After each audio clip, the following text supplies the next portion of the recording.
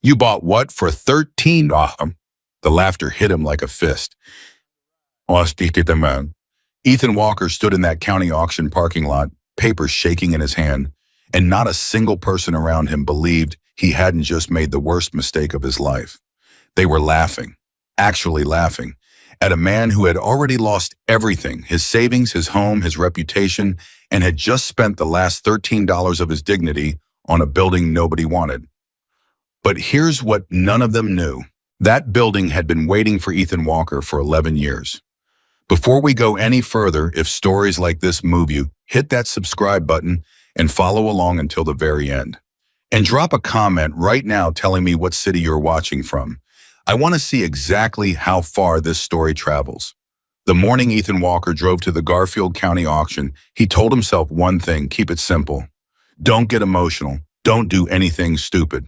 He had $30 in his wallet, a half-eaten granola bar in his jacket pocket, and a truck that knocked like it had something personal against him. He wasn't there for real estate. He wasn't there for opportunity. He was there because someone at the diner 2 days earlier had mentioned cheap mechanic tools, old socket sets, maybe a floor jack, the kind of basic equipment that gets bundled into estate liquidations and sells for next to nothing because nobody bothers to sort through it properly. That was all Ethan needed. Basic tools, basic survival. That was the entire scope of his ambition that Tuesday morning, and there was something deeply sad about that fact, though Ethan himself had long since stopped feeling it. At 40 years old, a man gets used to small thinking, not because he was born small, but because life had spent the better part of a decade making sure he understood exactly how much space he was allowed to take up. He parked on the gravel lot beside a county building that smelled like old coffee, and municipal disappointment walked in with his hands in his pockets and found a folding chair near the back. The room was maybe 60 people. Local dealers, a few investors in clean jackets, some property scouts who looked like they hadn't slept. Nobody paid Ethan any attention, which was fine. Invisibility had become something of a specialty. The first hour went the way these things always go. Lot numbers. Descriptions read from a clipboard in the flat voice of a man who had read them 1,000 times before. Hands went up, numbers got called, people signing papers and moved to the side. Ethan bid on a tool lot in the third slot and lost it to a hardware dealer for $42. He didn't have $42, so that was that.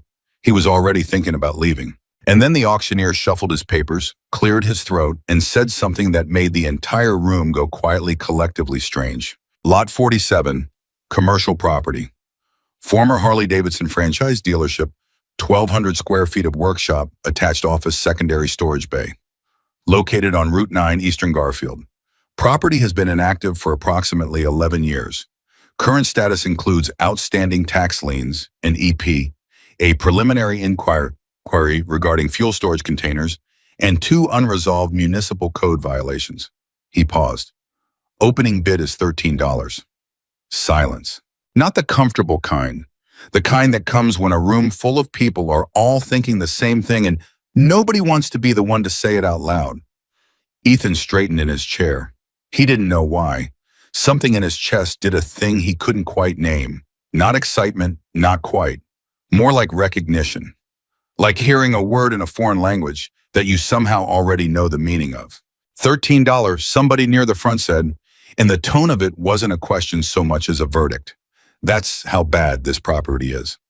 A man in a gray vest 2 rows ahead of Ethan leaned over to his partner and said loud enough that half the room could hear, EPA inquiry on fuel tanks means environmental remediation. That's 6 figures minimum before you can do anything with the building. Whoever buys that is buying a liability. $13 is too much, someone else said, and a few people laughed. The auctioneer waited. Standard procedure. Give it 30 seconds. See if anything happens. Nothing happened. Ethan sat very still. He was thinking about a morning 11 years ago that he hadn't thought about in a long time. A stretch of highway outside Billings. A cold October wind. An old man sitting beside a broken-down motorcycle looking at Ethan with the specific expression of someone who has accepted that they are simply going to be stuck there but for a very long time.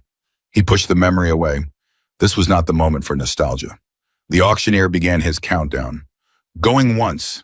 And here is where Ethan Walker made the decision, that would either save his life or finally permanently destroy whatever was left of it. He raised his hand. The room didn't go quiet this time. It went louder. A short, sharp burst of sound that was half surprise, half something meaner. "We have a bid," the auctioneer said, and his voice carried the barest trace of pity. $13. "Do we have 14? Nobody moved. Going once, going twice. The gavel came down. The man in the gray vest turned around and actually looked at Ethan. Looked at him the way people look at someone who has just done something they genuinely cannot understand, and then shook his head slowly. "Brother," he said, "you just bought yourself a headache that's going to cost you everything you've got." Ethan stood up, straightened his jacket, and walked to the front table to sign the paperwork. His hand was steady. He didn't know why. He called his friend Russ from the parking lot. Russ Briggs was the closest thing Ethan had to a best friend in those days, a former biker now running a small parts supply shop out of his garage in Billings, the kind of man who answered his phone on the second ring and said exactly what he thought without spending any time worrying about whether it landed softly. "I need you to do me a favor," Ethan said. "What kind of favor?" "I need you to not laugh." A pause. "Already don't like where this is going." "I bought a property." Silence. Then, "You have $30. I spent 13 of it. On a property. A Harley shop. Closed about 11 years. There are some," Ethan paused, choosing his words, "there are some legal complications." The laugh that came through the phone was not unkind, but it was not quiet either. "Ethan, brother, what did you do?" "I don't know," Ethan said, and he meant it honestly. "But I'm going to go look at it. Right now." "Right now," another buys the phone. "You want company?" Ethan looked at the papers in his hand.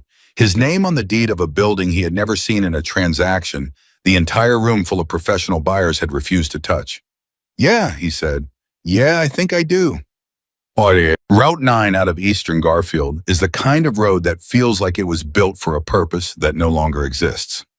Long, straight stretches between nothing in particular, a gas station every 12 miles, the occasional mailbox, marking a driveway that disappears into tree line before you can see where it leads.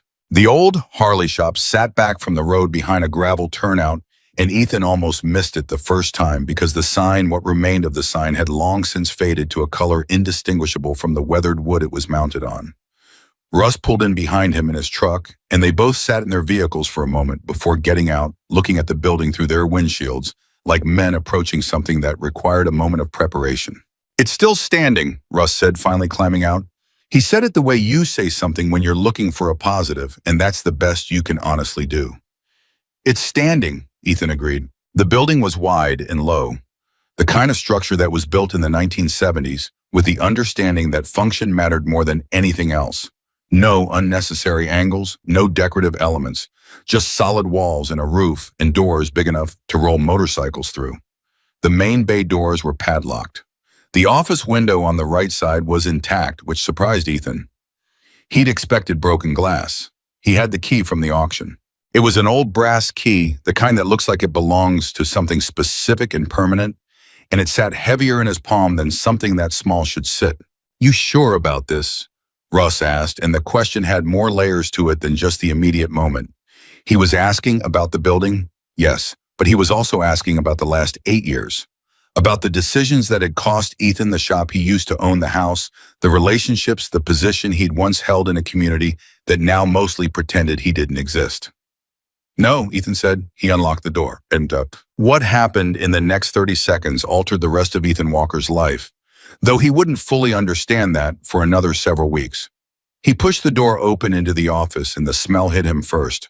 Old motor oil and metal, and something else underneath it, something like leather and pipe tobacco, and time itself concentrated and preserved. The smell of a place that had been sealed up and left alone, but it wasn't empty. That was the thing that stopped both men in the doorway with the kind of physical stillness that happens when your brain needs a moment to process what your eyes are reporting. It wasn't empty. The workshop was Ethan's mind, searched for the right word, and arrived at arranged. Everything was arranged. Tools on pegboards, each one in its precise place. Workbenches clear and clean.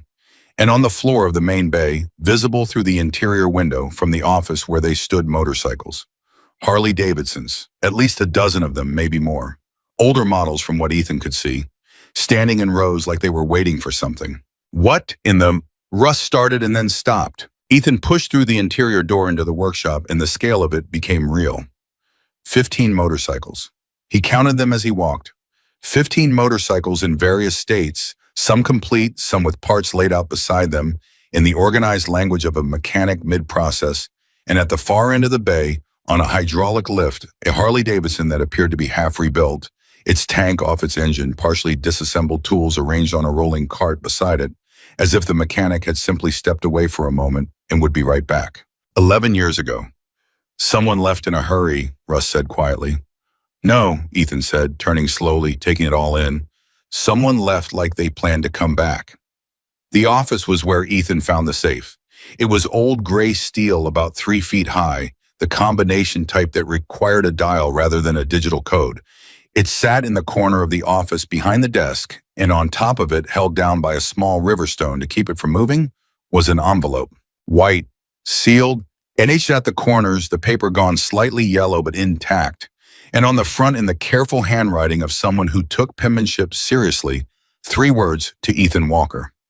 Ethan stood in front of that envelope for what felt like a long time without touching it. Russ appeared in the doorway from the workshop, and Ethan heard him come in, heard him see the envelope, heard the silence that followed. That's your name, Russ said finally. Yeah. Written on an envelope, in a building that's been locked for 11 years. Yeah. That you bought this morning. Yeah. Ethan picked it up. The paper was thicker than he expected, quality stock, the kind people used for important correspondence back when important correspondence was written by hand. He turned it over, sealed with a sticker, a simple circle of red wax that had long since dried completely. How does someone, he started and then didn't finish because he didn't have an answer for that question and didn't think Russ did either. Open it, Russ said. Ethan broke the seal. There were 2 pages inside written in the same careful hand as the envelope. At the top of the first page, a name he didn't recognize, Arthur Whitmore. And below that, a date, 11 years ago, October. He read it standing there in the dusty office of a Harley shop he'd bought for $13, his friend watching from the doorway, the afternoon light coming in at an angle through the window that hadn't been cleaned in over a decade. He read it twice. Then he set it down on the desk very carefully and stood with his hands flat on the desk surface and didn't say anything for a long time. Ethan, Russ's voice was careful. What does it say? Ethan looked up. His expression was the expression of a man who has just been handed something so completely outside his frame of reference that he doesn't have the emotional vocabulary for it yet. You remember, he said slowly. About 11 years ago, I was riding back from that job in Billings, October, early in the morning, that stretch of highway outside mile marker 60-something. The cold one, Russ said. You came back talking about an old man on the side of the road. I stopped and helped him. His bike had thrown a chain and damaged the rear sprocket. Not a complicated fix, but you need the right tools, and he didn't have them. And it was cold, Russ, like genuinely cold. And he was old. And I had the stuff in my kit, so I fixed it. Took maybe an hour. Ethan paused. He tried to pay me. I wouldn't take it. I remember he pushed a 20 at me, and I didn't want it. He looked like he needed it more than I did, honestly. Okay, Russ said. That was Arthur Whitmore. Silence. He spent 11 years, Ethan said, his voice doing something complicated. Looking for me. He knew my first name because I introduced myself. He didn't know my last name, my number, anything. He wrote in here that he had people help him look. Took him almost 3 years to find me, and then he spent the next 8 years watching. Ethan stopped. Started again.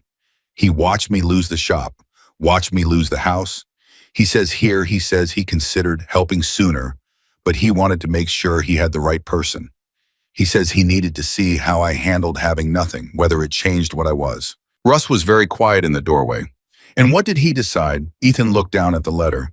He says it didn't. He says I was the same person broke as I was when I had something. His voice dropped. I'm not sure that's true, but that's what he says. He picked up the second page. He left me the shop, the motorcycles, everything inside. And there's a safe combination here, and he says... Ethan's voice stopped entirely for a moment. When it came back, it was different, quieter, like something had turned down the volume on it. He says there's a trust, that he set up a trust, and it's conditional.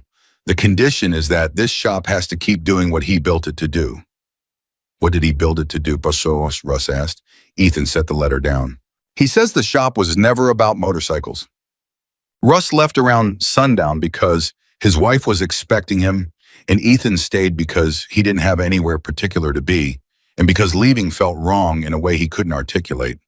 He sat on an overturned parts crate in the workshop with the letter and the journals he'd found in the safe, and the combination that had worked on the first try like it had been waiting for him, and he read in the failing light until he needed his phone's flashlight to continue. Arthur Whitmore had owned the shop for 22 years before closing it. During those 22 years, based on what Ethan could piece together from the journals, and there were 7 of them, 7 thick composition notebooks filled with Arthur's careful handwriting, the shop had functioned as something that looked from the outside like a standard Harley dealership and repair service, but was in reality something considerably more complicated than that. Arthur had a system. He identified people who were struggling, not just financially struggling, though that was often part of it, people who were struggling in the deeper sense. The way you struggle when the world has decided you're not worth much and you've started to believe it yourself. Veterans who came back from deployments and couldn't get traction. Former addicts clean for a year but unable to get hired anywhere. Men and women in their 40s and 50s who'd been laid off from the only industry they had ever known and were too old, according to everyone they talked to start over. Arthur hired them. He trained them. Mechanics, customer service, parts management. He paid above market rate when he could. He connected people to housing resources when they needed it, to legal aid. When that came up to counselors, he'd apparently cultivated relationships with over the years, who understood that pride was a complicated thing, and approaching struggling men and women required a particular kind of patience. He kept notes on all of them, not clinical notes, personal ones. How Danny Reeves had come in shaking so bad he could barely hold a wrench, and how 3 years later Danny had his own small shop in Wyoming and called Arthur every Christmas. How Maria Chen had walked through the door needing a reference for a housing application and had ended up running Arthur's parts inventory for 6 years until she had enough experience and savings to put her name on a business loan. Page after page, hundreds of people, hundreds of entries, some long, some just a few lines, some with follow-ups years later. Arthur noting what had happened to them, where they landed, what they built. The names went on and on. Ethan sat with those journals in the dark of that workshop and felt something happening in his chest that he did not have good words for. It wasn't grief exactly. It wasn't joy. It was something that lived between those two things in the specific emotional territory that opens up when you realize that a story you didn't know you were part of has been going on for a very long time. Arthur had believed in something, had committed his entire adult professional life to something, and then he had gotten sick. Ethan had found that information in the last journal written in a hand slightly less steady than the earlier entries, and had sat in this office trying to figure out what to do about it, how to make sure the thing he'd built continued. He'd thought about institutions. He'd thought about nonprofits. He'd thought about selling the trust to an established organization. And then he'd started thinking about a morning in October on a cold stretch of highway and a young man who'd spent an hour fixing a stranger's motorcycle and refused to take money for it. And about the 3 years it had taken to find that young man's last name. And about the 8 years of watching that followed. I need someone who has been broken, Arthur had written in the last journal, because only broken people understand what it costs to be broken. Organizations can learn about that. People know it. Ethan closed the journal. He sat there in the dark for a long time. Then he got out his phone and called Russ. "You still up?" he said when Russ answered. "Yeah, what's wrong?" "Nothing's wrong." He paused. I need to tell you what's in these journals, and then I need you to tell me I'm not crazy." "Tell me." So Ethan did. He talked for an hour sitting on that parts crate in the dark of a workshop that smelled like old oil, and something he was slowly beginning to understand was purpose. And Russ listened without interrupting much, which was not typical of Russ, and said something about the weight of what Ethan was describing. When Ethan finished, the silence on the phone stretched for a moment. "Okay," Russ said finally. "Okay, what?" "Okay, you're not crazy." "Russ, what are you going to do with it?" Russ asked, and that was the right question, and Ethan knew it, and he also knew that he didn't have an answer yet, and he also knew somewhere below the level of clean conscious thought that he was already moving toward one. He slept in his truck that night in the gravel lot outside the shop. Not because he had to, he had a rented room in town he could have driven back to. He slept there because leaving felt wrong, because the building had his name on an envelope that had been sitting on a safe for 11 years, and something about that created an obligation he wasn't ready to put miles between himself and. In the morning, he went back inside. He walked through the workshop slowly, really looked at the motorcycles this time, the mechanic part of his brain engaging, automatically assessing. Most of them were in remarkable condition for having sat untouched. Arthur had clearly prepared them carefully before closing, covered where needed fluids addressed storage done properly. A few would need significant work. Several looked like they might turn over with fresh gas and a battery. He stopped at the bike on the lift, the half-rebuilt one. He studied it for a long time, read the work that had been done and the work that remained the way a mechanic reads a job. Mid-process understanding the logic of the sequence, the intention behind each step. Arthur had been building this bike when he got too sick to continue. It had been sitting here ever since, waiting. Ethan put his hand on the frame, just rested it there for a moment. "I hear you," he said quietly to the bike, or to Arthur, or to some idea he didn't have a clean name for yet. "Give me a minute." He pulled out his phone and called the number for the county tax office. Sorry. The tax situation was not good, but it was not unsurvivable. The outstanding liens were real, but not catastrophically large. Arthur, it turned out, had paid his taxes faithfully for 22 years, and the 11 years of delinquency on a vacant property in Eastern Garfield didn't compound to the number Ethan had feared. The EPA inquiry was the trickier issue. Old fuel storage tanks underground, flagged in a preliminary assessment, but never followed through to remediation because there was no active owner and no money in the county budget to push it. Ethan spent 3 days on the phone. He talked to the county. He talked to the EPA office. He talked to a lawyer named Diane Marsh, whose name Arthur had written in the back of the last journal, with the note, "She knows everything. Tell her your name. She will help." When Ethan called Diane Marsh and said his name, there was a pause on the other end of the line that carried a very specific quality. The pause of someone who has been waiting for a phone call for a long time. "Ethan Walker," Diane said. "Yes, ma'am. Arthur told me you'd call eventually." Another pause.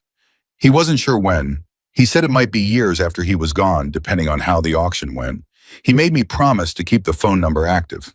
Ethan stood in the parking lot of a gas station where he'd stopped to get coffee that morning, and he had the sensation he was increasingly becoming familiar with.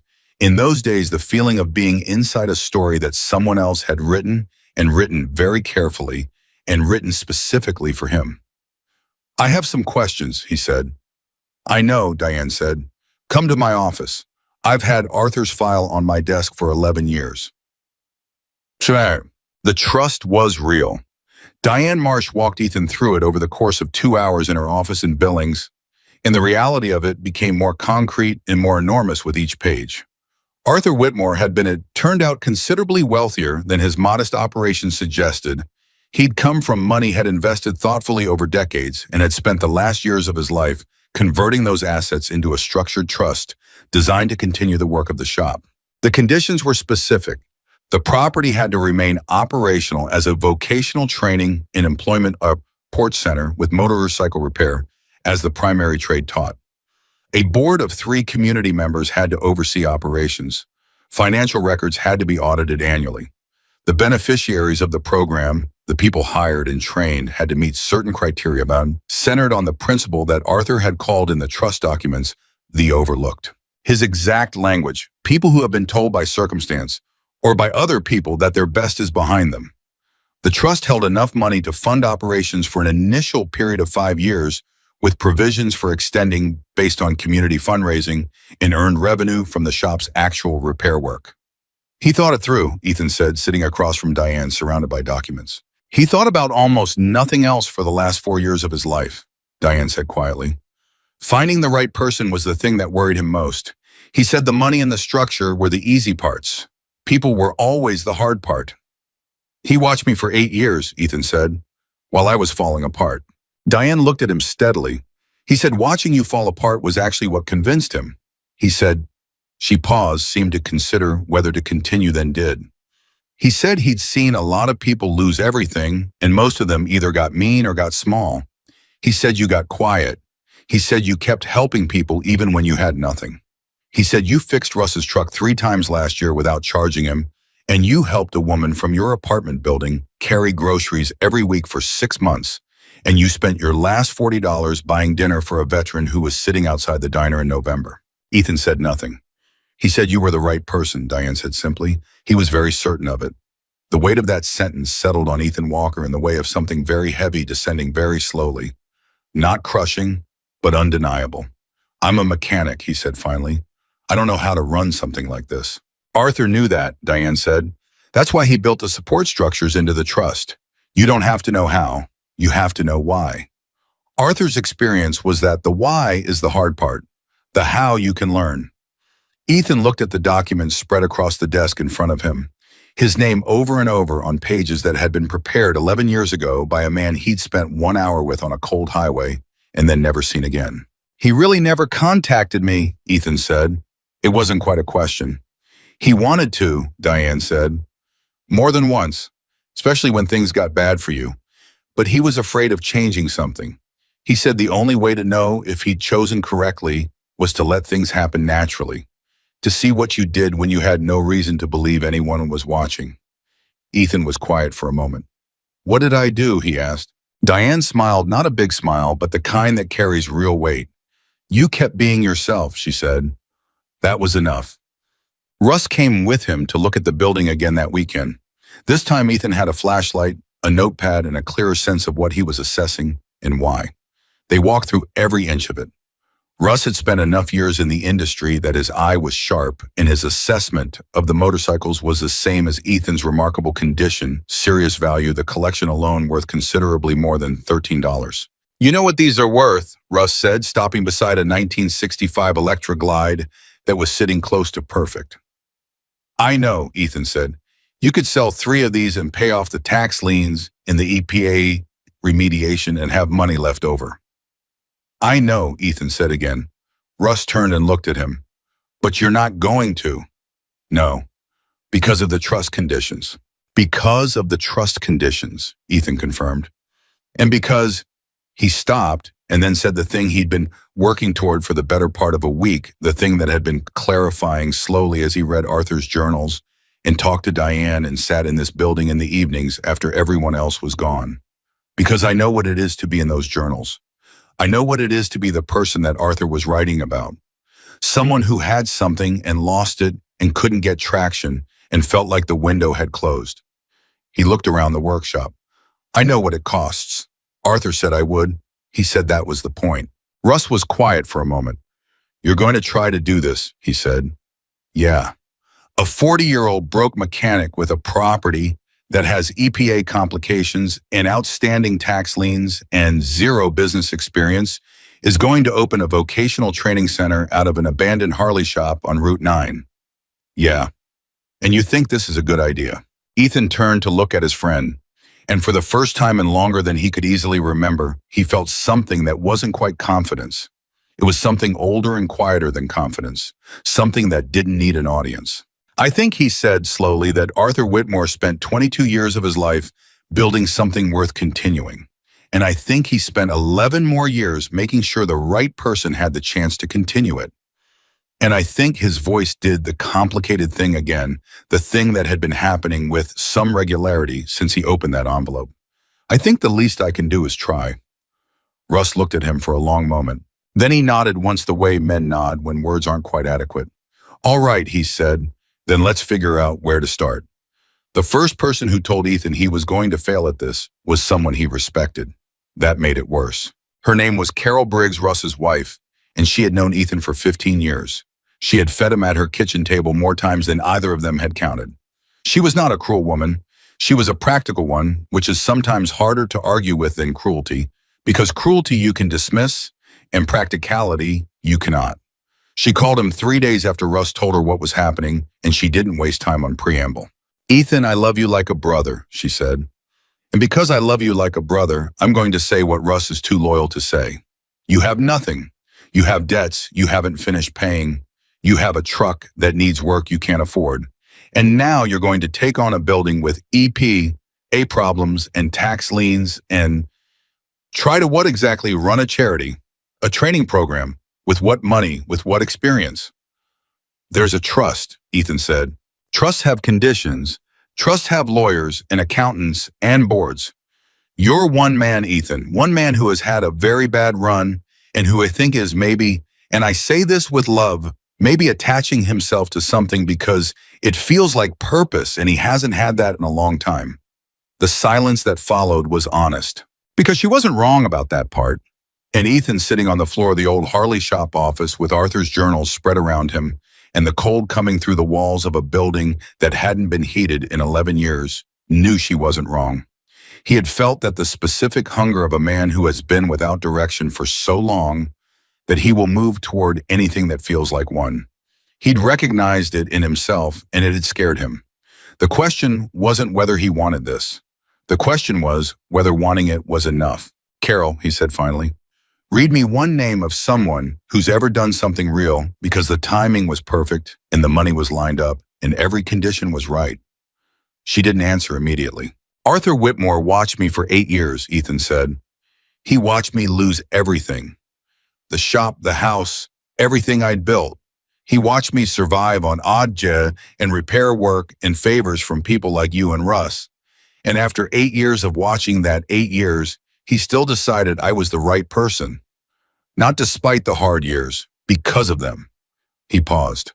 I figure the least I can do is try to understand why he thought that. A longer silence. This one had a different texture to it.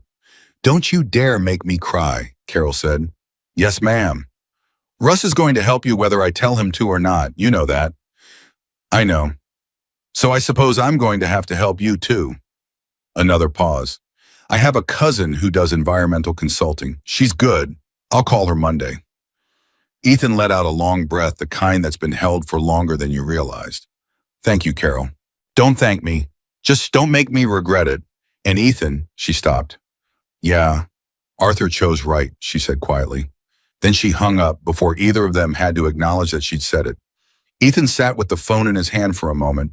Then he opened his notepad and wrote Carol's cousin at the top of a list that was already filling with names and numbers and half-understood obligations and the beginnings of a plan that he still didn't have clean language for. The list was the beginning of something real.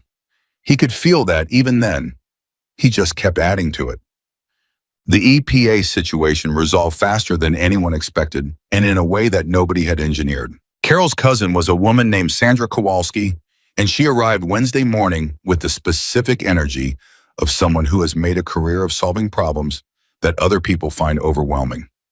She had equipment Ethan couldn't name a clipboard she wrote on constantly, and the clipped communication style of someone who had long since stopped being impressed by the size of problems.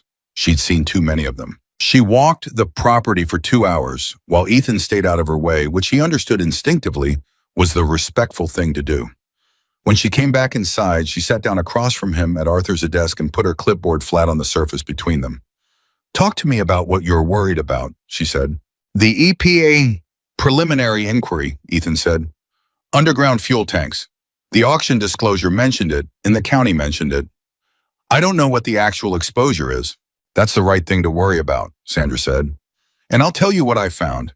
The tanks that were flagged were decommissioned 11 years ago when the shop closed.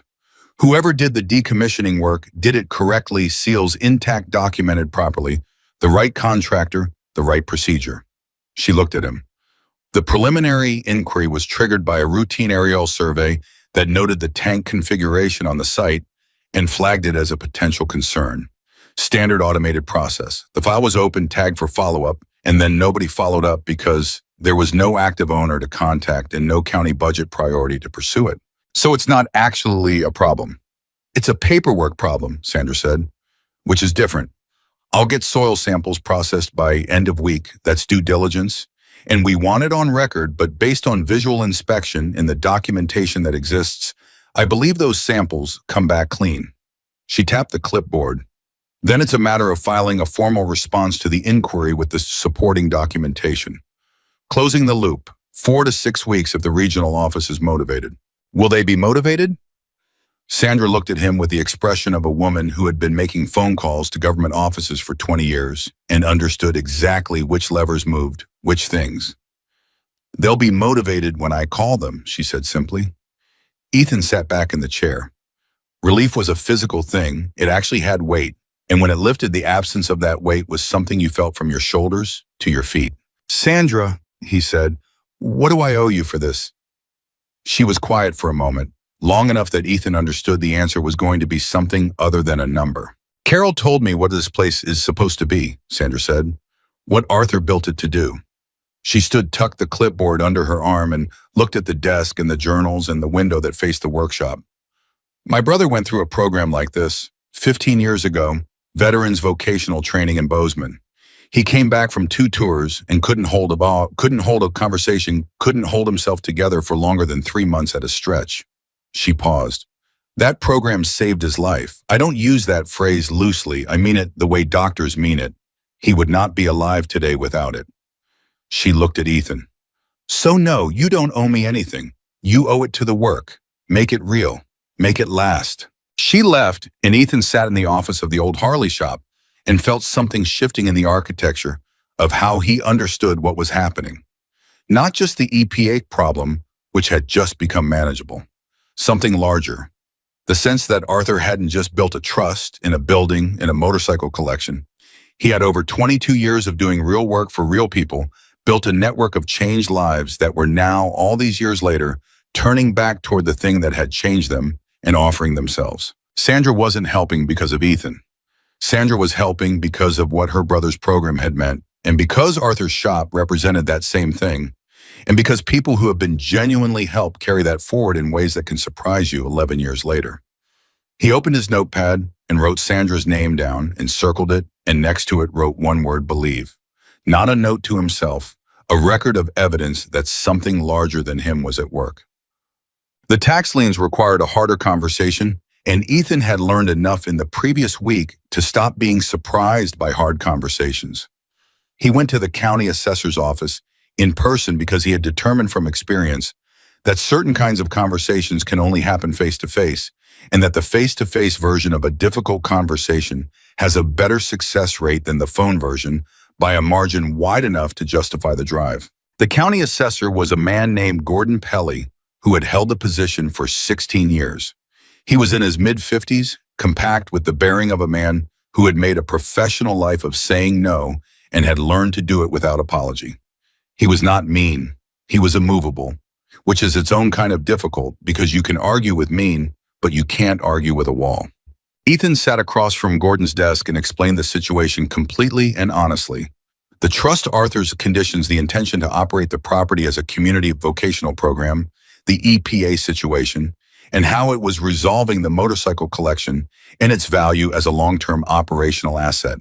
He laid it all out without editorializing, without emotional appeal, without anything except the facts in the clearest order he could arrange them. Gordon listened with his hands flat on the desk, and his expression, the expression of a man who is being very careful not to be moved by something he's administratively not supposed to be moved by. "The liens are the liens," Gordon said when Ethan finished. "The county can't waive them based on intended use. If it were that easy, everyone would have an intended use and nothing would ever get paid." "I'm not asking you to waive them," Ethan said. "I understand that's not how this works. I'm asking about a structured payment plan against the balance. The trust funds operational expenses, but doesn't have a lump sum provision specifically earmarked for back taxes. If I can make regular payments, how regular? Monthly, starting as soon as the shop generates repair revenue, which I'm projecting within 6 weeks." He slid a single sheet of paper across the desk. Carol had helped him build it the night before, a simple projection of expected income from repair work against projected monthly payment on the tax balance. Clean numbers, conservative estimates, nothing inflated. Gordon looked at the sheet, looked at it for a real minute, not a polite one. 6 weeks, he said. "That's my projection. Could be faster." Gordon was quiet. Then he said something that Ethan hadn't expected. "Second Infantry," he said. "I did 2 tours. Came back 23 years ago with a gap in my resume the size of 5 years and a set of skills that civilian employers couldn't read and didn't trust." He wasn't looking at Ethan when he said it. He was looking at the window. Spent 3 years doing whatever I could find. Work that didn't pay what I needed. Work that didn't use what I had. Work that made me feel like everything I'd been through meant nothing to anybody who hadn't been through it. He paused. I pulled out of it eventually. I got here. Not everyone gets somewhere. Ethan sat very still. The way you sit when you understand that the most important thing happening in the room is something being said by someone else, and your job is to receive it cleanly. The trust documentation, Gordon said, turning back to look at him. Bring it in formally. I need to see it in its complete form before I can authorize a payment plan. That's procedure, not obstruction. He picked up the sheet Ethan had slid across. Bring this too, a formal version with the trust account information attached. He paused. Bring it in. Ethan stood and extended his hand. Gordon Pelly shook it with the firm brevity of a man who respected the gesture without making a production of it. Mr. Pelly, Ethan said. Don't thank me yet, Gordon said. Thank me when you make the first payment on time. Walking out of the county building into the cold Montana morning, Ethan called Russ before he reached the truck. It's moving, he said when Russ answered. Tax situation payment plan, he's going to work with us. And Sandra thinks the EPA inquiry comes back clean. The sound Russ made was not a word. It was the particular exhale of a man releasing something he'd been holding without knowing he was holding it. When did the universe decide to cooperate? Russ asked. Ethan thought about Sandra's brother, about Gordon's 3 years of work that didn't use what he had, about Carol saying he chose right and then hanging up quickly. I think it was cooperating the whole time, Ethan said. I think Arthur cooperated it 22 years ago, and it's just arriving now. Russ was quiet for a moment. That's either the most profound thing you've ever said, or you need more sleep. Probably both, Ethan said. Get your truck ready this weekend. We have work to do.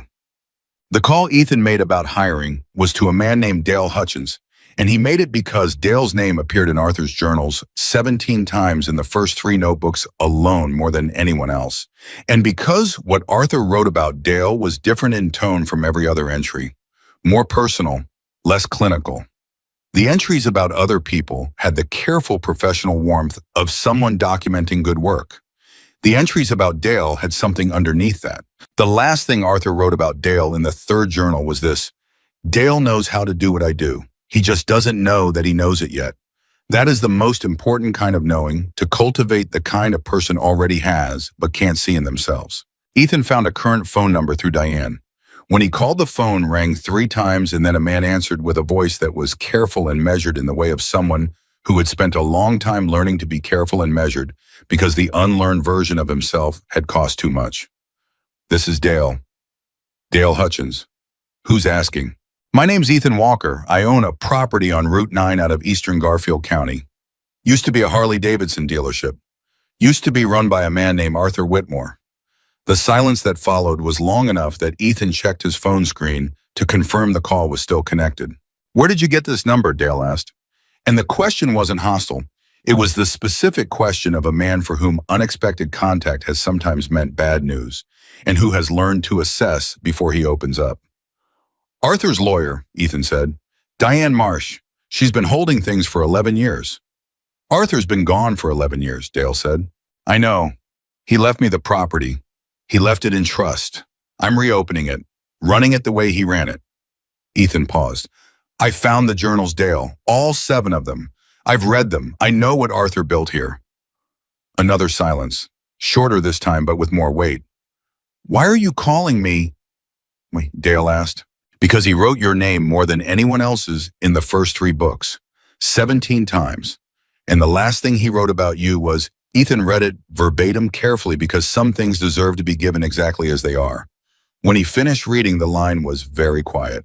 That sounds like him, Dale said. His voice had changed. Still careful, but the layer underneath the careful had shifted slightly, like a door that was still closed but had moved on its hinges. He used to say things like that, things that were true but that you couldn't see yet. It used to drive me crazy when he said them. A pause. It also always turned out to be right every single time.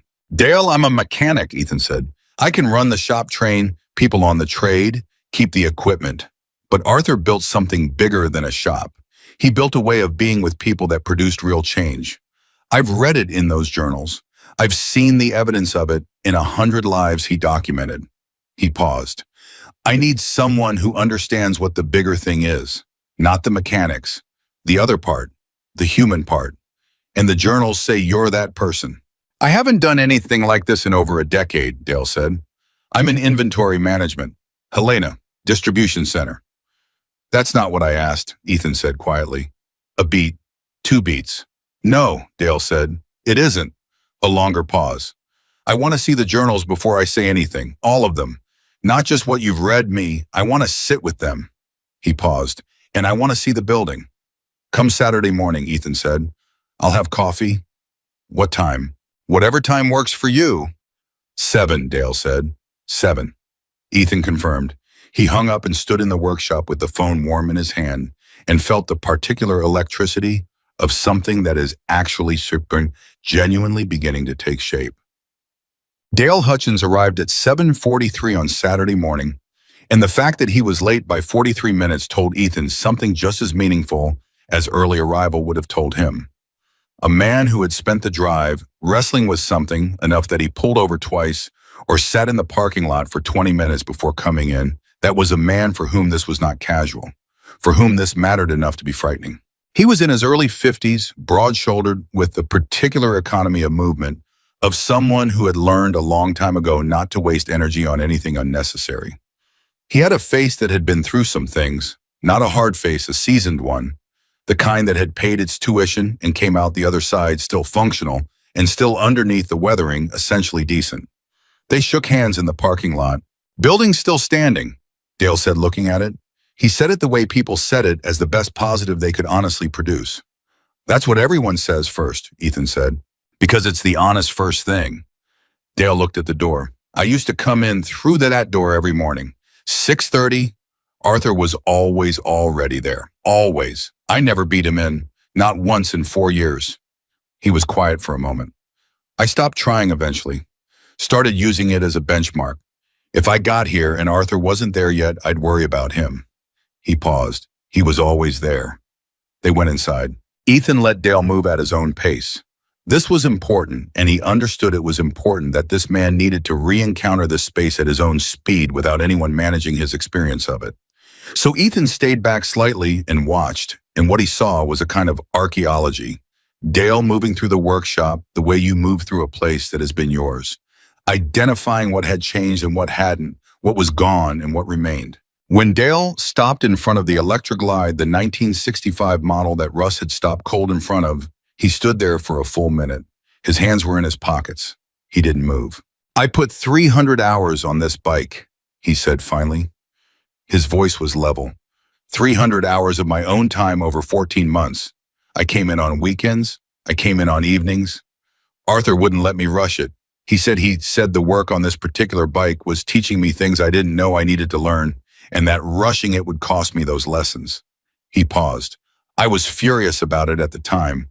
I was 28 years old and I had opinions about efficiency that I've since revised significantly.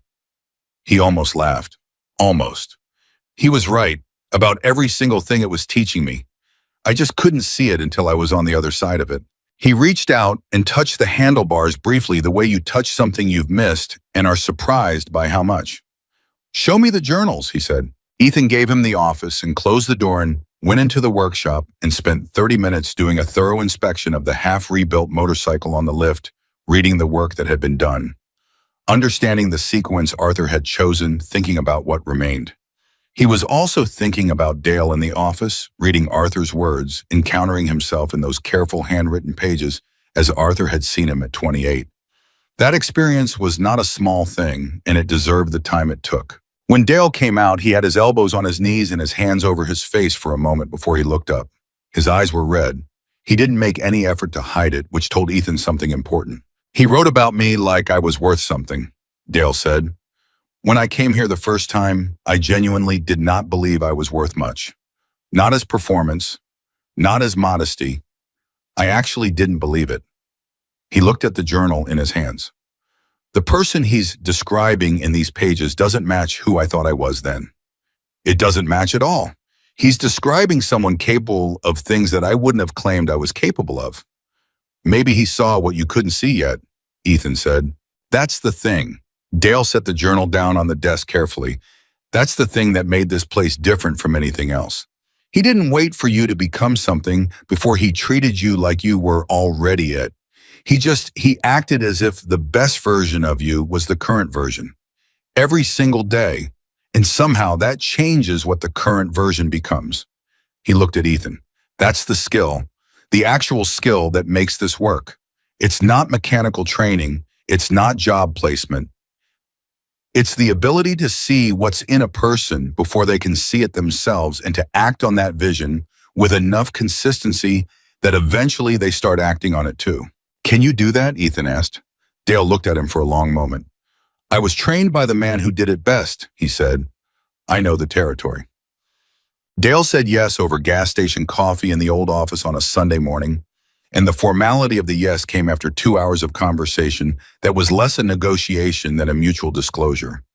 Two men who had both been through hard things, comparing notes on what they'd learned, and arriving at the conclusion that what they'd learned was useful for the same purpose. But before he said yes, Dale said something that Ethan was going to carry with him for a long time. You need to understand something about the people who are going to come through that door, Dale said. He was looking at the window, not at Ethan. Not the mechanics of working with them, the human reality. He paused. They are not going to be grateful right away. Gratitude comes later, and only for some of them, and only when they're far enough from the hard part to have perspective on it. In the beginning, they're going to be defensive. They're going to be proud in the specific way that people are proud when pride is the only thing left that belongs to them. They're going to test you without knowing they're testing you, and some of those tests are going to feel like hostility. I know, Ethan said. You think you know, Dale said. Not dismissive, just accurate. You've been on that side. That gives you more than most people have. But you haven't been on this side yet, and this side has its own education. He turned to look at him. The hardest day isn't when someone walks in too damaged to receive what you are offering. The hardest day is when someone you've invested in, someone you've spent weeks with, seen begin to change, started to believe in, walks out that door and goes back to something that's hurting them. When the change doesn't hold, when the momentum breaks. He paused. Arthur wrote about those in the journals. You've read them. There are fewer of those entries, but they're there. He said those were the nights that made him question everything he was doing. What did he do with that? Ethan asked. He kept going, Dale said. He said the alternative was doing nothing, and doing nothing had a failure rate of 100%. He looked at Ethan. Where did I just hear that phrase? Ethan was quiet. He'd said something similar to Carol. It's the honest answer, he said. Yes, Dale said. It is. He was quiet for a moment. I have conditions. Name them. We do this the way Arthur did it. We don't measure success by placement numbers or completion rates or anything that looks good on a grant application. We measure it by whether people leave here with more than they came in, with more skill, more self-respect, more sense of what they're capable of. Some of that shows up immediately. Some of it shows up 5 years later when someone you've forgotten calls you out of nowhere to tell you something clicked. He paused. We stay patient with that timeline, even when it's uncomfortable. Agreed, Ethan said. And we tell people the truth. Always. Arthur never managed information down. He told people where they stood, what the challenges were, what was real. He believed that people who have been lied to by institutions and systems their whole lives can detect a managed truth from a mile away, and that attempting it destroys whatever trust you're trying to build faster than the hard truth ever could. Agreed, Ethan said again. Dale nodded once, picked up his coffee. Then we're agreed. The 3 weeks between hiring Dale and the planned opening date were the kind of weeks that reveal character, not through crisis, but through the sustained low-grade pressure of too many things needing attention simultaneously and not enough hours or resources to address all of them without choosing and prioritizing and accepting that some things would have to wait. The municipal code violations were resolved by Ethan personally over 2 days. An emergency exit sign replaced a fire suppression system, certified the specific bureaucratic checklist of a building, returning to active use after 11 years of dormancy. Carol organized the process with the methodical efficiency of a woman who genuinely enjoyed bringing order to chaos, which Ethan suspected was why she'd been drawn to Russ in the first place. since Russ generated chaos at a rate that would keep someone like Carol productively occupied indefinitely. Russ and Ethan did a complete assessment of all 15 motorcycles over a weekend. Real assessment, the mechanic kind, not visual functional. Going through each bike systematically, testing what tested, documenting what needed work, establishing what could be addressed in-house, and what required outside parts or specialized equipment. The parts situation was helped considerably by the discovery on the second day of assessment that the back storage bay contained row after row of shelving loaded with box components in their original packaging, new old stock sealed, dated across the span of Arthur's 22 operating years. Parts he had acquired over time, anticipating, thinking ahead with the thoroughness that characterized everything he did. Russ held up a sealed carburetor kit and looked at the date on the label and then looked at Ethan. "This man thought of everything," he said. "He had 22 years of running this place and knowing exactly what it would need," Ethan said, "and then 11 years after that to make sure it was all still in order." Russ set the box down with a care that acknowledged what it represented. "You know what's strange," he said. "The more I understand about what Arthur was doing, the more it feels like he stopped. Like it was meant," Ethan said. "I don't usually believe in things being meant." "Neither do I." Ethan looked at the shelving, at the organized evidence of Arthur's extraordinary foresight. "I'm working on revising that position." Russ looked at him for a moment. Then he laughed, the real kind, the kind that comes from somewhere genuine and doesn't need permission. "God help us all," he said, and went back to work. 2 weeks before the planned opening, Dale brought someone to the shop, and the bringing of her was the first act of what Dale would later say was the most important function the shop performed. Her name was Jessie Crane.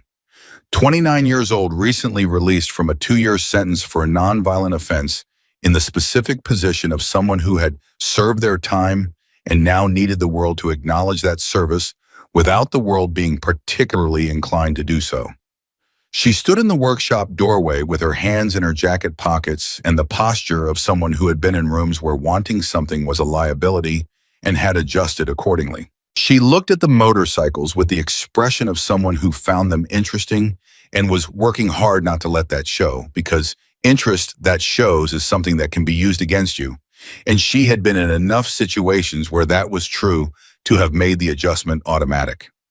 "Jessie, this is Ethan Walker," Dale said. "He runs this place." She looked at Ethan, made eye contact, and then moved off it, the practiced non-commitment of someone assessing whether direct engagement is safe. "Dale said there might be a position," she said. "There is," Ethan said.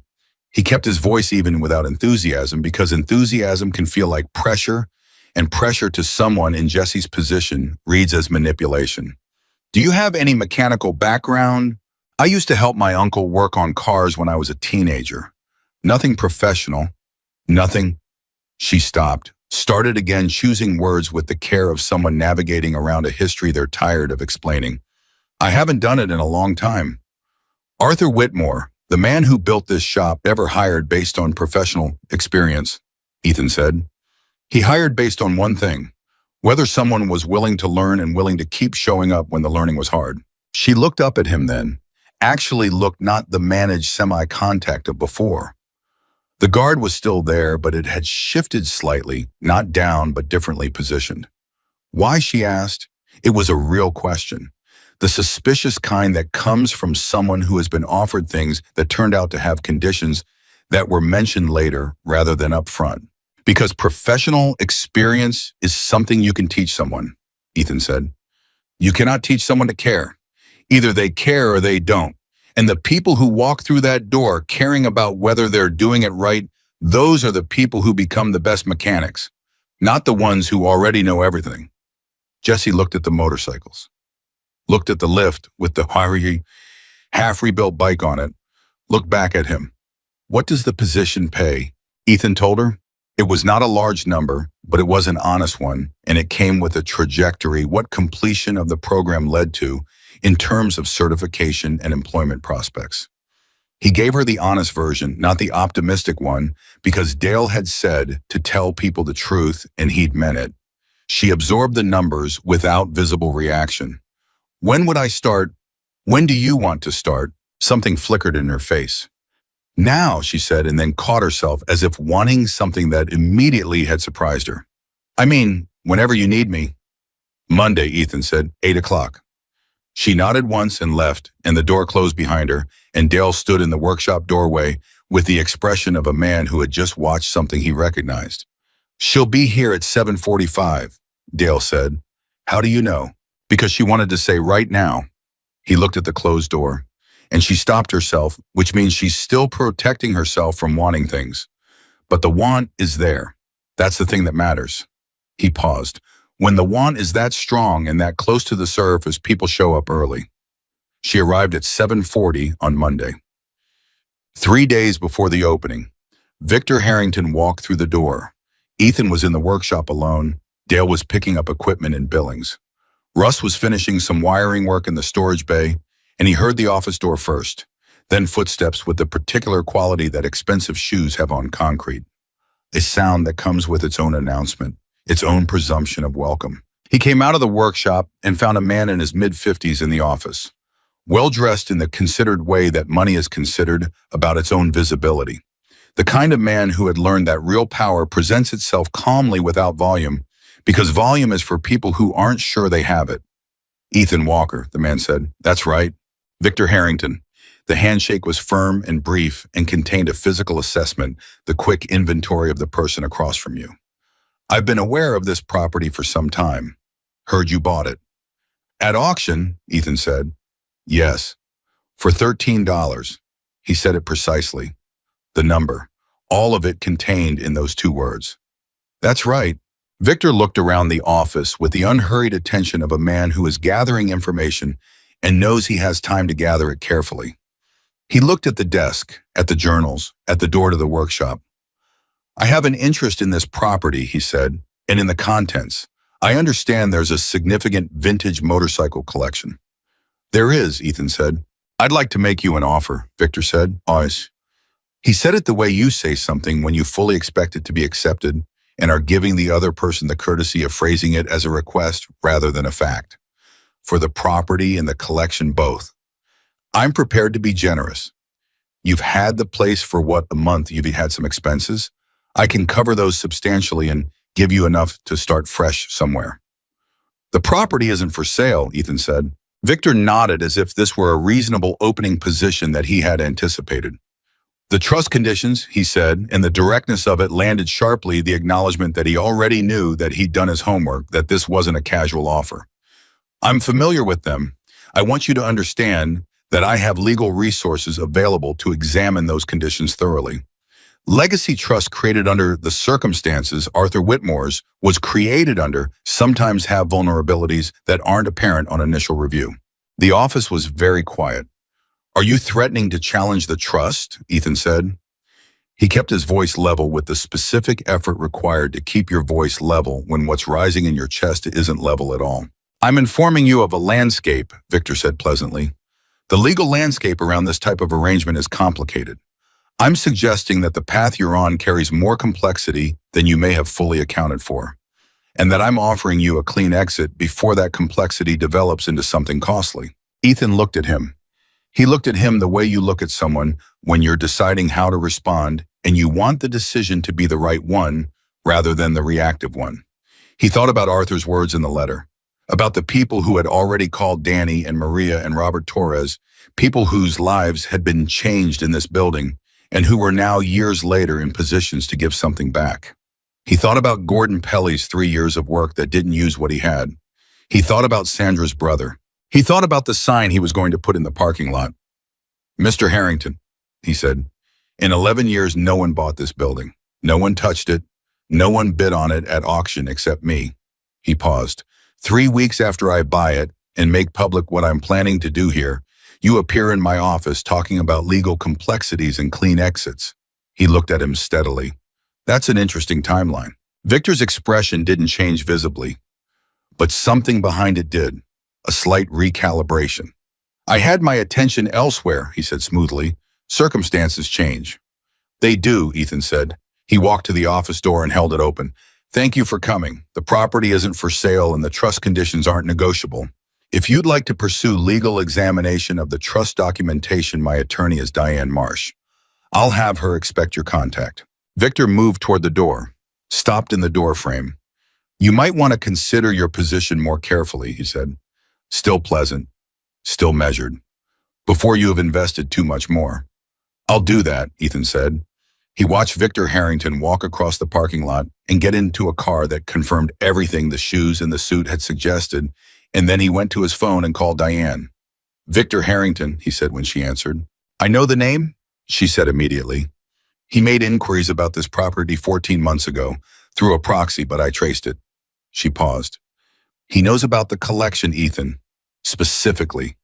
He knows what those bikes are worth individually and as a whole. How? Someone with access to the auction house's pre-sale inventory assessment shared it, Diane said.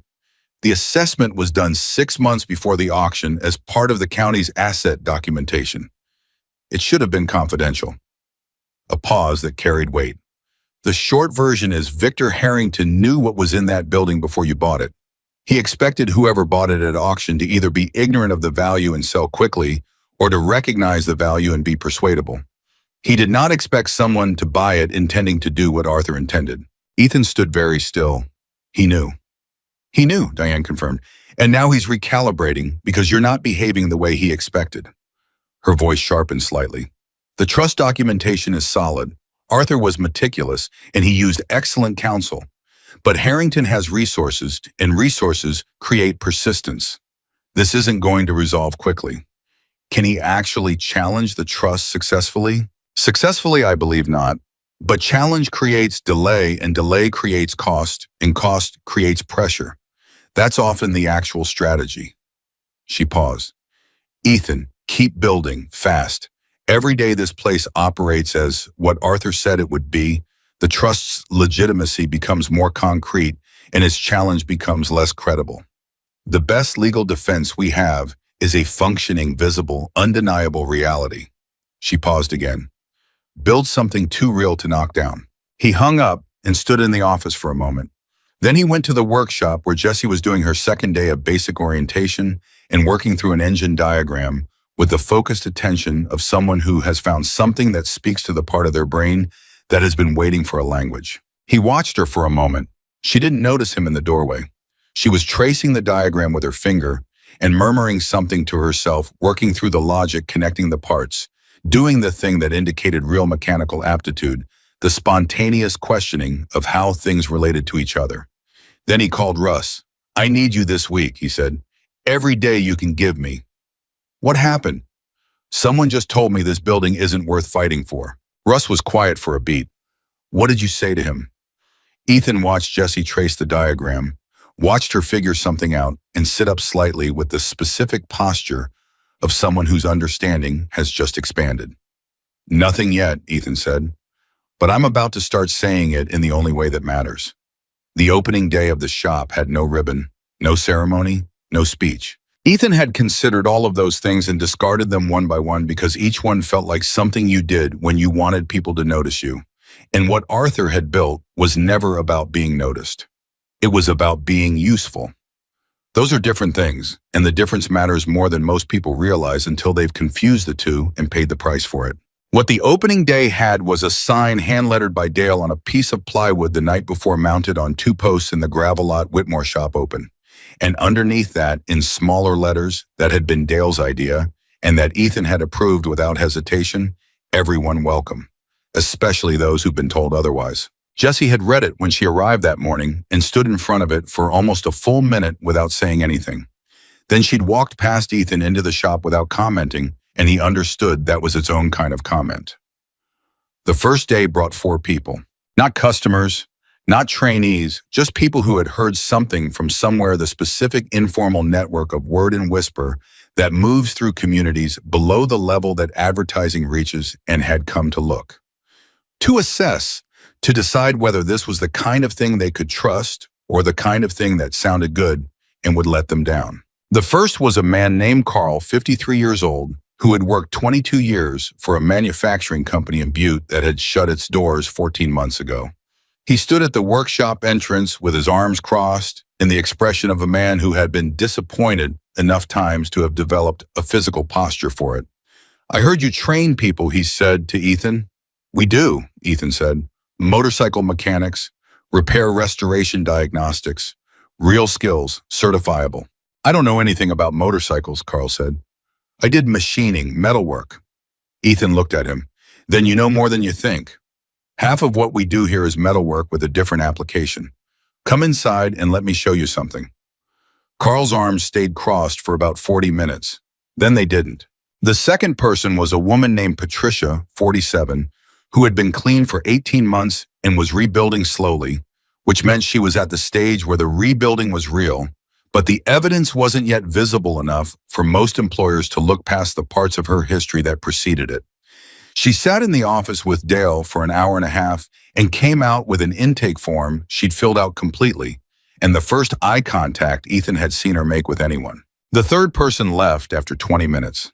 Ethan never knew why, and Dale told him to let it go, that people leave for their own reasons, and sometimes the most respectful thing you can do for a person's autonomy is not chase them. The fourth was a boy, 19 years old, name of Marcus, who had dropped out of community college in his first semester and was living in his aunt's basement and had the specific combination of intelligence and aimlessness that produces either something remarkable or something tragic, depending almost entirely on what it runs into next. Marcus didn't say much. He walked through the workshop, slowly looking at everything with the particular hunger of someone who has been bored for a long time. He stopped at the bike on the lift, Arthur's unfinished bike, and stared at it for a long time. "What's wrong with it?" he asked. "Nothing wrong with it," Ethan said. "It's mid-restoration. Was started 11 years ago by someone who had to stop." "Why didn't someone finish it?" "Nobody had the right to until now." Marcus looked at him. "What does that mean?" "It means the man who started it built this whole place for a specific reason, and until that reason showed up in the form of a person, the bike stayed where it was." Ethan paused. "You want to know how an engine like this works?" Marcus looked back at the bike. "Yeah," he said. "Yeah, I kind of do." That was the first day. It wasn't dramatic. It wasn't the beginning of something that would look good in a highlight reel. It was 4 people walking through a door, one of them leaving 3 of them staying long enough for something to start, and one 19-year-old standing in front of an unfinished motorcycle with the first real light of interest in his eyes that had probably been there in a long time. Ethan locked up that night and sat in his truck in the parking lot and called nobody. He just sat there for a while in the specific quiet of something that has actually genuinely begun. The legal letter from Victor Harrington's attorneys arrived on a Tuesday, 11 days after the shop opened. Diane called him at 7 in the morning.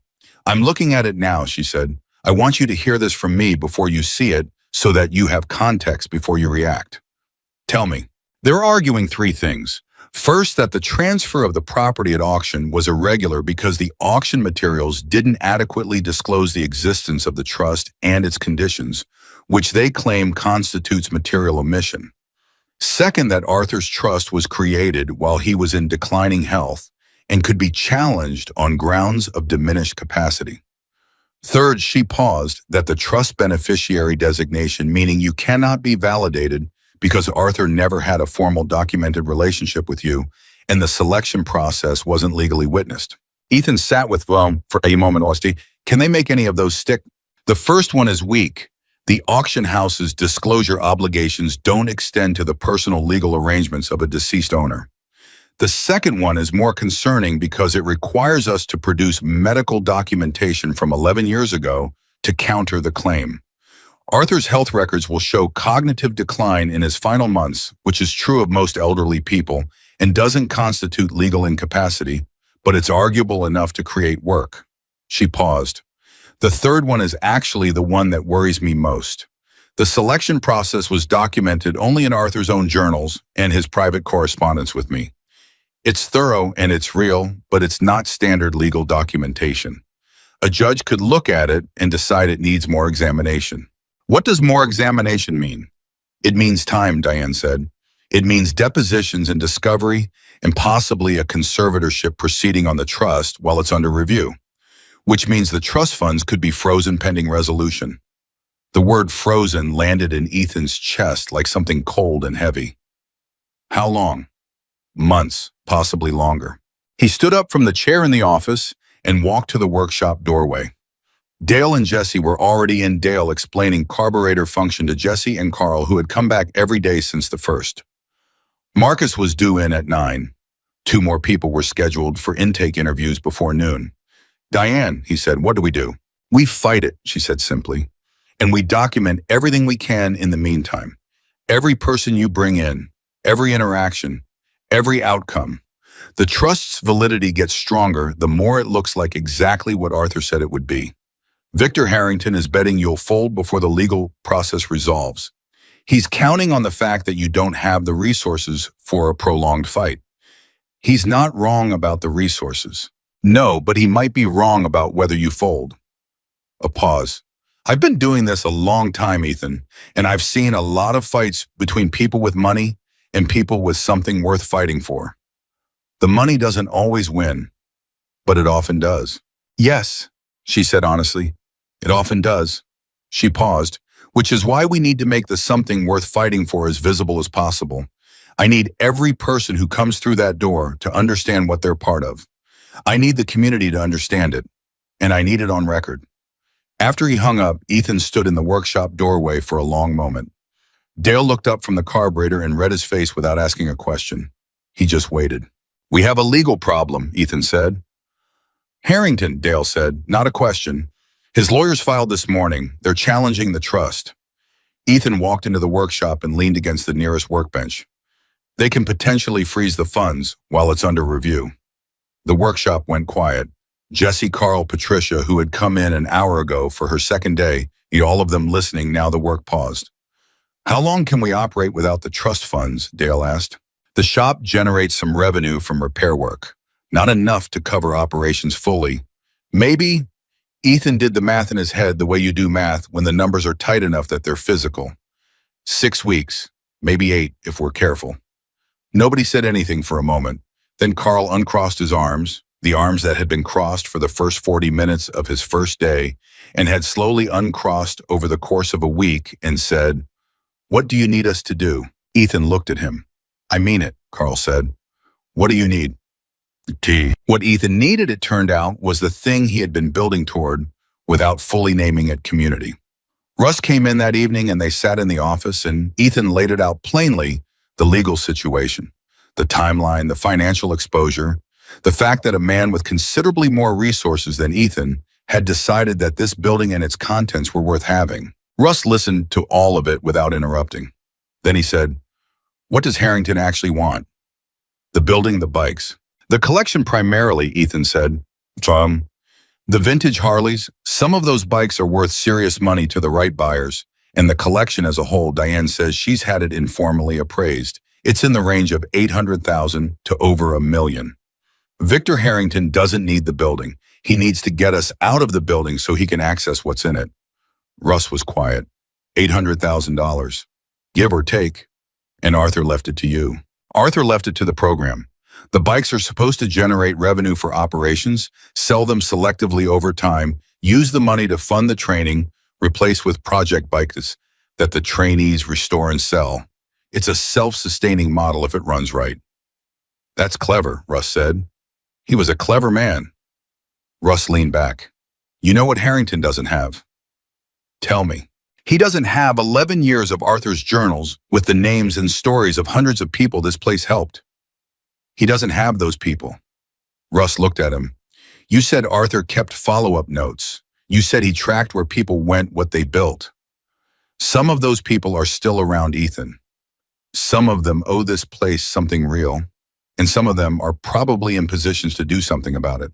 Ethan had thought about this, had circled around it in the same way you circle around a door you're not quite sure you have the right to open. Those are their stories, he said. I don't know if I have the right to call in those, to use those. You're not using them right, Mom, Russ said. You're giving them the chance to decide whether they want to be part of protecting something that mattered to their lives. He paused. That's different. That's actually respectful. Ethan sat with that. I'd want to know, Russ said quietly.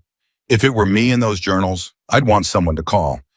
Diane had contact information for some of them. The ones Arthur had maintained correspondence with, the ones who had stayed in touch over the years through her office after Arthur's death, sending occasional updates that she had filed away with the same care she gave everything related to Arthur's estate. Danny Reeves, who the journal said had his own small shop in Wyoming. She had an address, a phone number that might still be current. Maria Chen, who had run Arthur's parts inventory for 6 years. She was in Portland now. Diane had an email, a man named Robert Torres, who had come to Arthur with nothing and left with a master mechanic certification and a job offer in Denver. Diane had spoken to him herself 2 years ago when she'd done her annual check of the estate's status. There were others, some harder to trace, some Diane had lost track of. Ethan called Danny Reeves first. The phone rang 5 times and he was preparing to leave a voicemail when a man answered with a voice that had the specific roughness of someone who spends most of his time in a shop and doesn't talk on the phone much. Yeah. Danny Reeves, who's this? My name is Ethan Walker. I own the Whitmore shop on Route 9 in Garfield County. Silence, a significant one. The Whitmore shop, Danny said slowly. Arthur's shop. I bought it at auction about 6 weeks ago. I've been reopening it, running it the way Arthur ran it. Arthur's been gone for 11 years. I know. He left the property in trust. I'm the designated operator. Ethan paused. I found the journals, Danny. Arthur wrote about you. A lot. The silence this time was longer and had more weight to it. What do you need? Danny said finally. Not how is this possible. Not tell me more about yourself. Just what would you need? The directness of it hit Ethan in the chest. We have a legal challenge, Ethan said. A developer who wants the property and the bike collection. His lawyers are challenging the trust. I need people who understand what this place is, what Arthur built, to be willing to say that publicly if it comes to it. He paused. I'm not asking you to do anything you're not comfortable with. I'm asking whether you'd consider it. Consider it. Danny's voice was flat in a way that wasn't unfriendly. Let me tell you something about Arthur Whitmore. I came to that shop in the worst year of my life. Not the hardest, the worst. The year where I had genuinely stopped believing I was going to be okay. His voice was steady, factual, the way people talk about old pain from a safe distance. He didn't save my life by being nice to me. He saved it by treating me like I was worth something before I believed I was. And he kept doing it every single day until I started believing it myself. He paused. I've got a shop with 3 employees in Cheyenne. I've got a house I own. I've got a kid who's 16 and who knows her dad showed up. He paused again. I'll do more than consider it. Tell me where to send the affidavit. Ethan's hand was tight on the phone. I'll have Diane reach out to you. Who else are you calling? Maria Chen, Robert Torres, anyone else Diane has contact for? I know a few people, Danny said. People Arthur helped who I've stayed in touch with over the years. Some of them will want to know about this. A pause. You said you were running the shop the way Arthur ran it. You have people in there right now. 5, including me, first weeks of training. Danny was quiet a moment. He would have liked that, he said. He would have liked that a lot. His voice did something briefly that it corrected quickly. Call me if you need anything else. Anything. The calls took 3 days. Diane managed most of the formal outreach, but Ethan made the personal ones himself, the calls that were less about legal affidavits and more about telling someone that a place that had mattered in their life was under threat and asking plainly whether they cared. Most of them did. Maria Chen called back within an hour of receiving Diane's email. She was in Portland, running a parts distribution business she'd started 4 years ago, and when Ethan explained the situation, her response was immediate and logistical. I'm calling my attorney today. I want to file in support of the trust. And I want you to know Arthur's inventory system, the cataloging he did for the parts in that back storage bay. I helped build that system. I can testify to the operational methodology in detail if they want to argue the trust conditions were vague. Robert Torres drove from Denver. Actually drove 11 hours, showed up on a Thursday morning with no advance notice beyond a text to Diane the night before saying he was coming. He was in his mid-40s now, broad and steady, and he walked through the workshop the way Dale had walked through it, with recognition, with the specific contained emotion of a man returning to a place that had changed the direction of his life. He watched Dale work with Carl for about 20 minutes without saying anything. Then he walked over to Ethan and said, He's good, Dale. He teaches the way Arthur taught. He was trained by Arthur, Ethan said. I know. I was here when Dale came in. Robert looked around. I was one of Arthur's first hires. Before Dale, before most of them. I was 26 and I'd been turned down for 43 jobs in 8 months. I counted. 43. He looked at the motorcycle on the lift. Arthur gave me job 44. Didn't hire me because I was qualified. Hired me because he said I had the look of someone who would work until the work was done. Robert paused. I've hired 17 people in the last 6 years. Every single one of them I've tried to see what Arthur saw. I'm not as good at it as he was, but I try. He looked at Ethan. Whatever you need. I cleared my schedule for 2 weeks. 2 weeks. A man drove 11 hours and cleared 2 weeks of his life because of what Arthur had done 20 years ago. Ethan stood in the workshop and understood something clearly. For the first time, the thing that Arthur had actually built wasn't a program or a building or a trust. It was a network of changed people who had gone out into the world and become capable of changing other people, and who carried in some part of themselves the debt and the gratitude that is the specific byproduct of being genuinely helped when you genuinely needed it. Victor Harrington was fighting a building. He didn't know he was fighting that. The legal proceedings began formally the following Monday, and Diane filed the first round of responses that afternoon. The affidavits from Danny Maria Robert and 4 others were attached. The documentation of the trust creation and Arthur's methodology, the journals, the correspondence, the financial records was submitted as supplemental evidence. Victor Harrington's attorneys requested a hearing date. The date was set for 6 weeks out. 6 weeks. The number sat in Ethan's chest like a countdown. He ran the math every night before he slept: the shop's repair revenue, the operating costs, how long the buffer would last if the trust funds were frozen, which they were now formally pending the hearing. He didn't share the math with Dale or Jesse or Carl or Marcus or Patricia. He shared the fact of the challenge because he believed they had the right to know what they were part of, but not the anxiety of the arithmetic. That was his to carry. Dale knew anyway. Dale had the specific perceptiveness of someone who had survived things by reading situations accurately, and he read Ethan accurately. "You're not sleeping," Dale said one morning. "I'm sleeping. Not well." Ethan looked at him. "I'm fine." "That's what Arthur used to say," Dale said, right before he went and did something that suggested he wasn't fine at all, but that usually turned out to be exactly the right thing anyway. He paused. "What are you thinking about doing?" Ethan had been thinking about the motorcycle on the lift. Arthur's unfinished bike. He'd been circling it for weeks, approaching it, touching it, reading the work that remained. The restoration was maybe 60% complete when Arthur had to stop. The frame was solid. The engine was partially rebuilt. The cosmetic work hadn't started. He'd been thinking that finishing it was the right thing to do. Not because it was practical.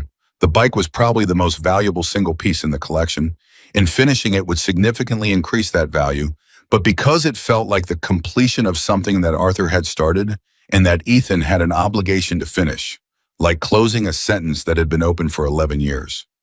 He explained this to Dale. Dale was quiet for a moment. "Do it," he said. "It'll take time away from other things.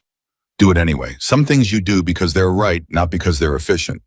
Ethan looked at the bike on the lift, at the tools arranged beside it in the precise organization of Arthur's habit.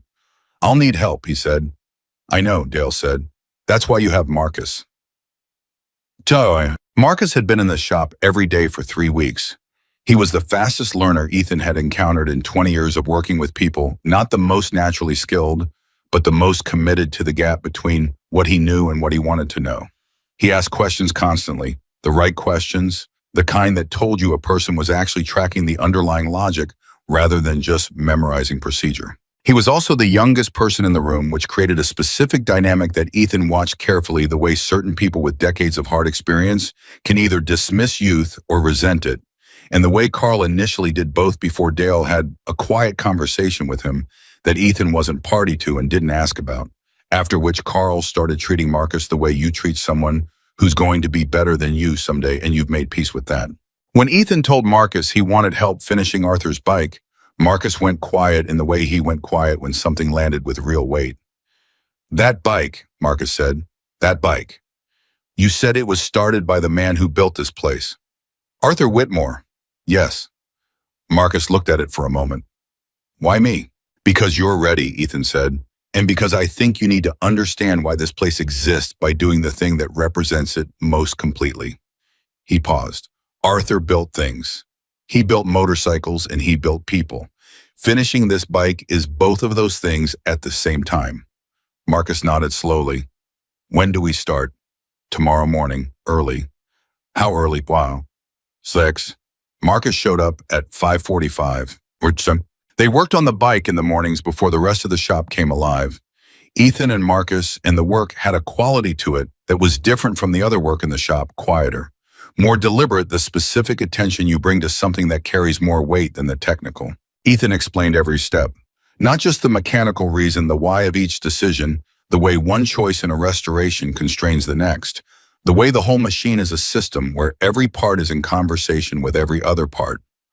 Marcus listened the way good students listen, with his whole attention asking questions, not to demonstrate that he was paying attention, but because he genuinely needed the answers. On the third morning while they were working on the engine, Marcus said, "Can I ask you something?" "Yeah." "Why did you buy this place, really? You had $30. You could have left." Ethan thought about that. He'd been asked versions of this question before, and he had answers that were accurate but partial. He tried to find the fuller one.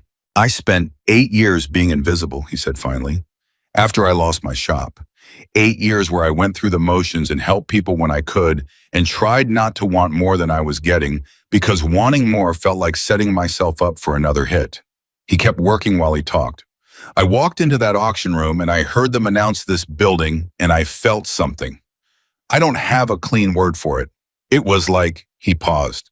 "You know that feeling when you've been asleep and something wakes you up and for a second you can't tell if you're dreaming or awake?" "Yeah," Marcus said. "It was like that, but the other direction. Like I'd been half asleep for 8 years and something rang." He set down his tool and looked at the engine. "I didn't know about Arthur then. I didn't know about the letter or the journals or any of it. I just knew that raising my hand felt like the first real thing I'd done in a long time." He picked up the tool again. "Sometimes you make a decision and it makes sense afterward. That was one of those." Marcus was quiet for a moment. "I feel like that when I'm in here," he said, "working on the bikes." He said it the way young people say true things, like the words surprised him a little on the way out. "That's what Arthur was building," Ethan said. "That feeling. A place where people find the thing that makes them feel awake." Marcus nodded slowly and went back to work. "Shame." The call came on a Wednesday afternoon, 17 days before the hearing. Diane's voice was different, compressed in a way that told him before the words did. "Victor Harrington filed a supplemental motion," she said. "He's requesting an emergency injunction to suspend operations of the shop pending the hearing." "On what grounds?" "He's arguing that continued operations constitute ongoing potential waste of trust assets. Specifically, he's claiming that operating the shop without proper legal validation of the trust exposes the assets, meaning the motorcycles, to risk of damage or loss that would be irreversible." "He wants to shut us down," Ethan said. "Temporarily. Pending the hearing, yes." The word temporarily did the specific work that word always does when deployed by people with resources. Against people without them, it was technically limited, but practically devastating. 17 days of shutdown with people who had just started building something real, people who had started to trust that this time the floor wouldn't drop out from under them. "When does a judge rule on the injunction?" Ethan asked. "Friday. We have 48 hours to file a response." Ethan was in the workshop when he took the call. He turned around after hanging up and found Dale looking at him and Carl and Jesse and Patricia and Marcus. 5 people looking at him with the specific expression of people who have learned from experience that things that are going well have a tendency to stop going well. He could lie. He could manage the information and give them something partial and come back later with the rest. He'd seen leaders do that in the biker world and out of it manage down control the narrative, protect people from the full picture. Arthur hadn't done that. The journals made that clear. Arthur told people the truth and then trusted them to handle it. That was the core of the respect he gave them. Ethan put his phone in his pocket. "Victor Harrington filed a motion to suspend our operations," he said, "pending the hearing. A judge rules Friday." The workshop went very quiet. "So we might have to shut down in 2 days," Jesse said. "We might. Temporarily," Dale said. "That's the legal word, yes." Ethan looked at them. "Here's what I know. Diane is responding. Danny, Maria, Robert, and the others have all been informed. We're going to fight it." He paused. "Here's what I also know. The work we've done in this shop over the last 6 weeks is real. Nobody can make that not have happened. Whatever a judge decides on Friday, that's real. Patricia, who had said very little in all her weeks in the shop, had moved through the space with the careful quietness of someone still deciding whether to trust it, said, "What do you need from us?" Ethan looked at her.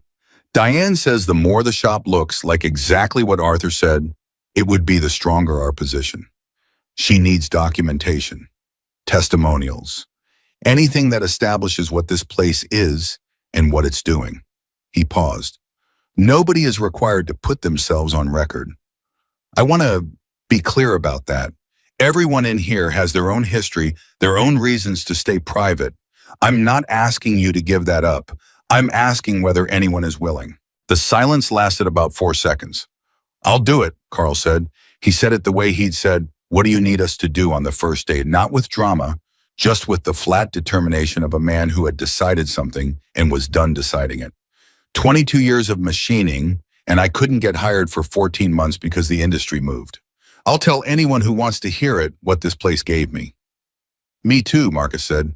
Jessie nodded once. Patricia looked at her hands and then looked up and said, "Whatever you need." Dale said nothing, but he looked at Ethan with the specific look of a man who has trained his whole adult life to assess situations accurately and whose assessment was clear we're going to be all right. Ethan held on to that look. He was going to need it for the next 48 hours. Swan. The response Diane filed Thursday morning was 47 pages. It included 6 sworn affidavits from former beneficiaries of the program, attesting to the nature and value of Arthur's work. It included financial records demonstrating the trust's legitimate construction and funding history. It included Carl's testimonial and Marcus's and Patricia's, each of which Diane had helped them shape into legal language that still somehow retained the texture of the real thing, still sounded like Carl, like Marcus, like Patricia, rather than being smoothed into the generic. It included something else. On the last day before the filing, Robert Torres came to the shop. He'd stayed in the area working remotely from the small motel on the county road the entire 3 weeks since he'd arrived. On that Thursday morning, he came in with a folder and sat across from Ethan in the office. "I've been in touch with some people," he said, "people Arthur helped who have resources, who have been watching this situation and who want to do something about it." He opened the folder. "There's a group of us, 11 people. We want to form a community support fund for the shop's legal costs and operational continuity. Collectively, we can put in enough to cover the next year of operations independent of the trust, which means Harrington's argument that the trust funds are at risk becomes considerably weaker." Ethan stared at him. 11 people, he said. "People Arthur helped," Robert said simply. "People who are in position to do this because of what he did for them." He paused. "It's not charity, Ethan. It's what Arthur always said giving should be. It should cost you something real. It should be the kind of giving that acknowledges what was given to you." Ethan looked at the folder. The numbers were real and substantial enough to mean something in a legal proceeding, enough to fundamentally change the practical landscape of the fight ahead. "Why didn't you tell me sooner?" he asked. "Because I needed to make sure you were the right person first," Robert said. "Same reason Arthur waited." Ethan sat back in the chair and looked at the ceiling. All roads led back to Arthur. Everything kept circling back to the same patient, deliberate, impossibly thorough man who had spent 22 years building things and 11 more years making sure those things would continue. "He thought of everything," Ethan said. "Not everything," Robert said. "He didn't plan this specifically. This is just what happens when you do real work for real people and trust them to carry it forward." He paused. This is the thing he was actually building. Not the shop, this. The judge ruled the following morning the injunction was denied. Diane called at 9:15. "Clean denial," she said. "The judge found that Harrington's argument for imminent irreversible harm was not substantiated given the documentation we filed and the Community Support Fund announcement." A pause. He was not pleased with the motion. He made a comment about the use of emergency proceedings as a delay tactic that I suspect Victor Harrington's lawyers found uncomfortable. Ethan was sitting in the workshop when the call came. He put the phone down and looked at the people around him. Dale, Carl, Jessie, Marcus, Patricia, and Robert, who had stayed to hear. "We're staying open," he said. The sound that came from Jessie was not quite a laugh and not quite a cry. Carl turned away for a moment, then turned back. Marcus stood very still, and Ethan watched the relief move through him like something physical. Dale looked at Ethan with an expression that had no words in it and didn't need any. They went back to work. The bikes, the training, the slow, patient daily work of building something that mattered. The injunction was denied, but the hearing was still 3 weeks away. Victor Harrington was still funded and still determined.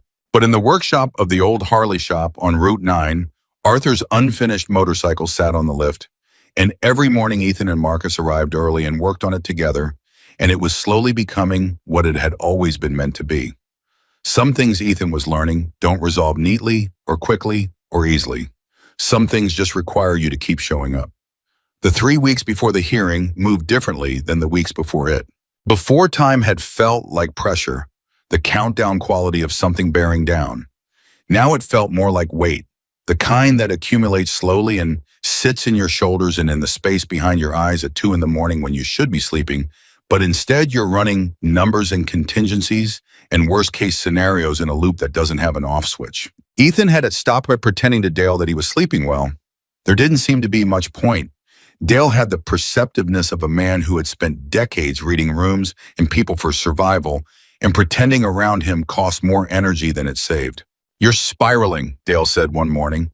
It was 6:15. Marcus wasn't in yet.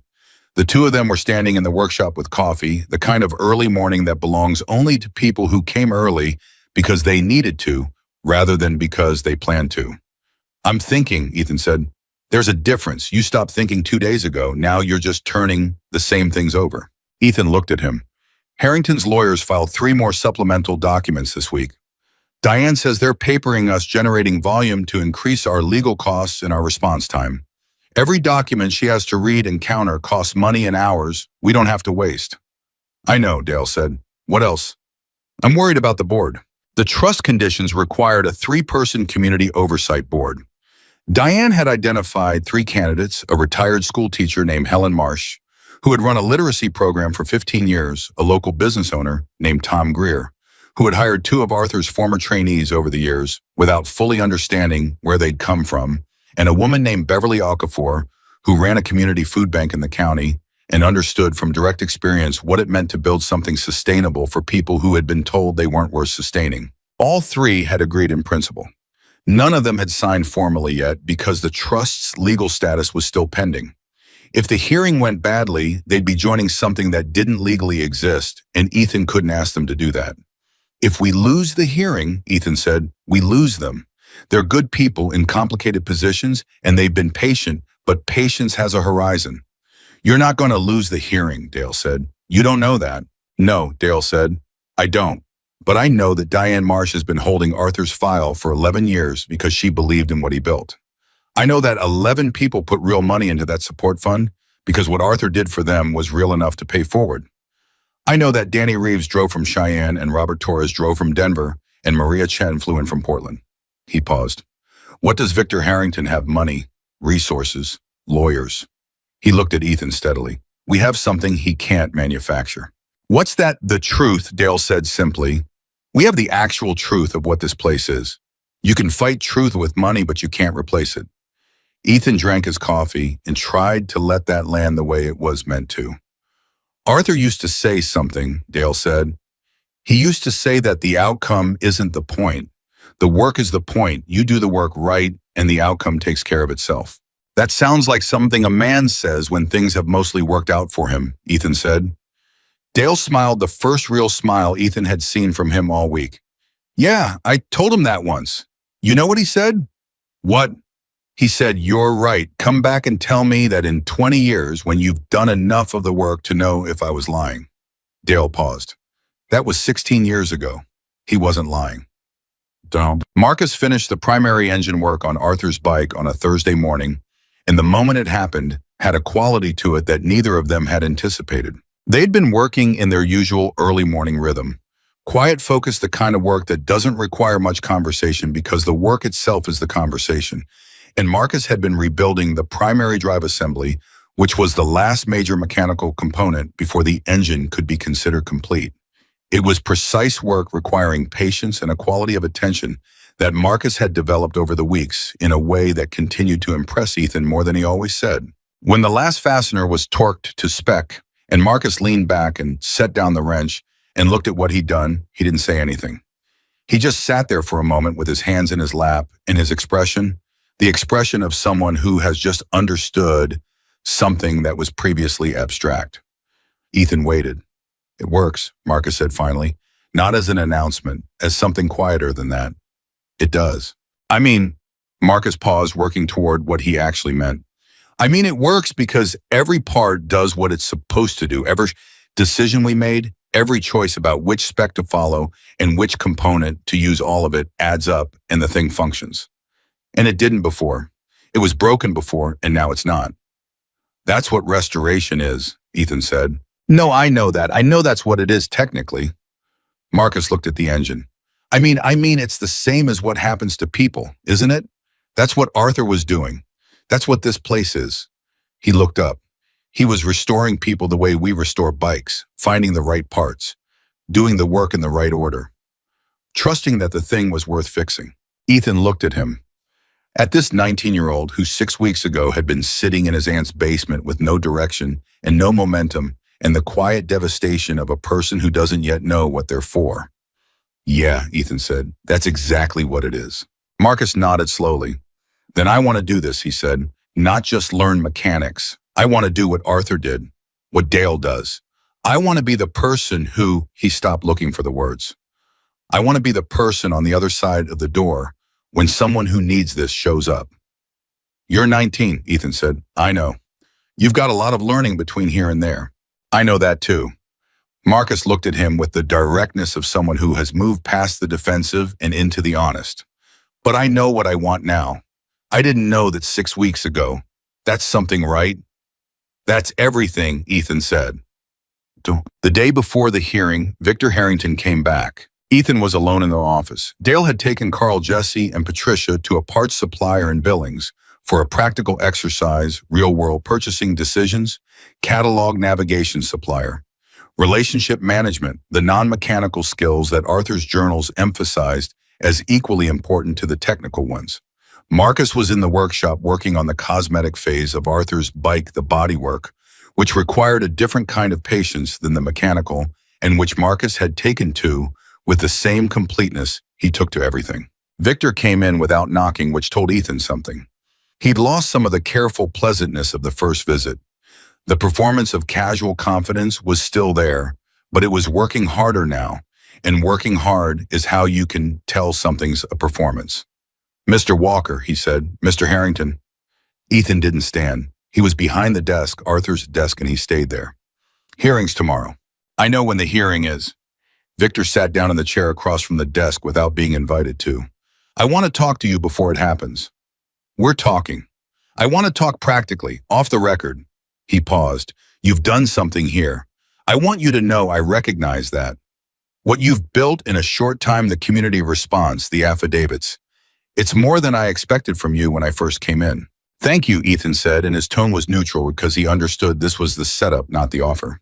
But here's what you haven't thought through, Victor continued. Even if you win tomorrow, and I want to be honest with you, you're looking at years of this. I'm not going away.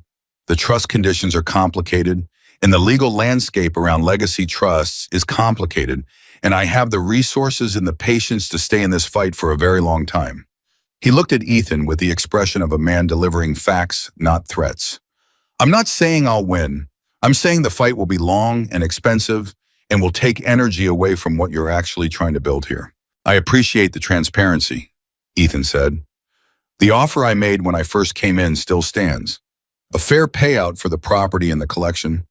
Money you could use to start something new somewhere else without the encumbrances. He paused. I'm actually willing to improve it considerably. Ethan looked at him. He thought about Arthur's journals, about the 18 months it had taken Danny Reeves to stop flinching every time someone walked through the shop door. About the year Arthur spent working with a woman named Claire, who couldn't hold a tool correctly because her hands shook, and who eventually steadied, and who was now, according to a follow-up entry 3 years later, teaching automotive programs at a community college in Idaho. He thought about Jesse standing in front of the sign on the first morning reading it twice. He thought about Marcus saying, I know what I want now. Mr. Harrington, Ethan said, I want to ask you something and I'd like an honest answer. Victor spread his hands slightly. Ask. Why do you want this property? Really, you have money. You have resources. You have presumably other investments and other projects. What is it about this specific building that's worth this much effort? Victor looked at him for a moment. Something moved across his face, something that wasn't the performance, something underneath it. The collection, he said, the motorcycles, you know what they're worth. I know what they're worth, Ethan said. I also know you could buy a comparable collection through established channels if you wanted motorcycles. You don't need these specific ones. The silence lasted about 4 seconds. My father rode Harleys, Victor said. And then he stopped as if the sentence had escaped rather than been released, and his expression did something complicated. Ethan said nothing. He waited the way Arthur would have waited. He had a shop. Small one, nothing like this. Victor stopped it again, started differently. He was the kind of man who fixed things for people. Fixed their bikes, fixed their cars, never charged what he could have. Died with nothing. Left nothing. He paused. I built what I built so that wouldn't happen to me. So I wouldn't work my whole life for other people and end up with nothing to show. He looked at Ethan. This collection there are bikes in here he would have known. That era, those models. He didn't finish. The office was very quiet. Mr. Harrington, Ethan said carefully, the collection isn't for sale, that hasn't changed, but I want you to understand something. He paused. What your father did fixing things for people, not charging what he could have, that's exactly what Arthur was honoring here. That's what this place exists to continue. He let that sit for a moment. Your father would have been in one of Arthur's journals. Victor looked at him. Something happened in his face that Victor Harrington had probably spent 40 years of professional life learning to prevent from showing. It happened anyway. He stood up. I'll see you at the hearing, he said, and his voice was back to professional, sealed back up, but the seal was imperfect now, and they both knew it. He left. Ethan sat in the office for a long time after the sound of the expensive shoes faded. He picked up his phone and called Diane. He came to see me, he said when she answered. What did he say? Ethan told her. All of it, including the last part, the part about the father. Diane was quiet for a moment. That's interesting, she said slowly. Is it useful? I don't know yet, but the fact that he came to see you the day before the hearing, that tells me something about his confidence level. She paused. People who are certain they're going to win tomorrow don't make personal visits the day before. Ethan held on to that. The hearing was in a county courthouse that smelled like every county courthouse, old paper and industrial cleaner, in the specific bureaucratic gravity of a building where decisions get made. Ethan sat at the table beside Diane with Robert and Danny in the gallery behind him, and across the room, Victor Harrington sat with 2 attorneys in suits that cost more than Ethan's truck. The judge was a woman named Carolyn Price who had the measured efficiency of someone who had heard a great many cases and had developed through experience an extremely sensitive instrument for detecting what was real versus what was performance. She read the briefs both sides presented. Diane spoke about the trust's construction, Arthur's documented intent, the community's support, the 11 affidavits, the operational history of the previous Whitmore shop, and the 6 weeks of current operations. Victor's lead attorney spoke about procedural irregularities and questions of capacity and the complexity of legacy trust verification. The hearing took 4 hours. Toward the end, Judge Price did something that Ethan hadn't anticipated. She asked to hear directly from someone currently in the program. Diane looked at Ethan. Ethan looked at his phone. He texted Dale one word, Patricia. The reason was specific. Patricia had not been the loudest voice in the shop or the fastest learner, or the one who'd made the most visible progress in ways that were easy to quantify. But Patricia had written the testimonial that Diane had called the most compelling document in their filing, 2 pages of plain, honest language, but what it cost to be invisible and what it meant to be seen written in the voice of someone who was still in the middle of it and wasn't pretending otherwise. She arrived 30 minutes later, came in quietly, sat in the chair the judge indicated, and looked around the courtroom with the expression of someone who had been in rooms like this before under very different circumstances. Judge Price asked her one question. In your own words, what is the Whitmore shop? Patricia looked at her hands for a moment. Then she looked up. It's the first places, she said, where someone looked at my whole history and said, yeah, okay, and then told me to pick up a wrench. She paused. Not the first place that gave me a chance. The first place that made me feel like the chance was real. Like they actually expected me to do something with it. Like they'd be surprised if I didn't. She paused again. That's a different thing. Being given a chance and being expected to use it, that's a different thing. Most people have had the first one. Almost nobody gives you the second. The courtroom was quiet. Judge Price looked at her for a moment. Then she looked down at her papers. She ruled from the bench. It took 12 minutes, which Diane later said was fast, meant she'd made up her mind during the presentations and was organizing the language, not deliberating. She upheld the trust. She denied all three of Harrington's challenges. She ordered the frozen trust funds released immediately. And she made a comment at the end, directed at no one specifically, that the court found the opposing arguments, while legally creative, insufficient to override what was clearly the documented and legitimate final wishes of Arthur Whitmore, who had, in the court's assessment, demonstrated remarkable foresight and care in constructing an instrument designed to benefit the community. She called it an instrument designed to benefit the community. Ethan heard that and something cracked open in his chest in a way that was not entirely manageable. He kept it together until they were outside the courthouse. Then Diane put her hand on his arm and said quietly, Arthur would have liked her ruling. And that was the thing that undid him briefly, just briefly, in the parking lot of the Garfield County Courthouse, with Danny and Robert and Diane around him and the afternoon sun doing what it does. He recovered. He called Dale. He called Russ. He called Carol, who cried immediately and without apology, and told him she'd known from the beginning it would work out, which was not entirely true, but was the kind of not true that comes from love and is therefore its own kind of truth. He called Marcus. Hey, Marcus said when he picked up. How did it? We won, Ethan said. A sound on the other end of the phone that was unmistakably Marcus, being 19 years old and receiving very good news. Unguarded, genuine, the kind of reaction you can only have before you have learned to perform restraint. Tell Arthur's bike, Ethan said. Tell it we're staying. A pause, then, that's weird, but okay, said. Victor Harrington did not contact Ethan after the ruling. He had expected in some part of himself something, an appeal, another legal motion at minimum, a cold letter from the attorneys. He waited for it the way you wait for the second half of something that doesn't feel finished. It didn't come. 3 weeks after the ruling, Gordon Pelley, the county assessor who had made Ethan earn the payment plan, with careful documentation in the specific respect of the bureaucratically obligated, called him at the shop. Thought you'd want to know, Gordon said. Victor Harrington withdrew his LLC's application for a planned development on the Route 9 corridor, filed the withdrawal last week. Ethan sat with that for a moment. Any reason given? Not publicly, but I've been in county government long enough to read the tea leaves. When a developer walks away from something they fought for, it's usually because their calculation changed. The cost-benefit no longer adds up. A pause. Whatever you built in that shop, Mr. Walker, it made the fight not worth having. After he hung up, Ethan told Dale. Dale nodded once, said nothing for a moment. Then I think about his father sometimes. The man Victor was describing. Another man who fixed things for people and got nothing for it. He paused. You think Victor ever understood what his father actually built?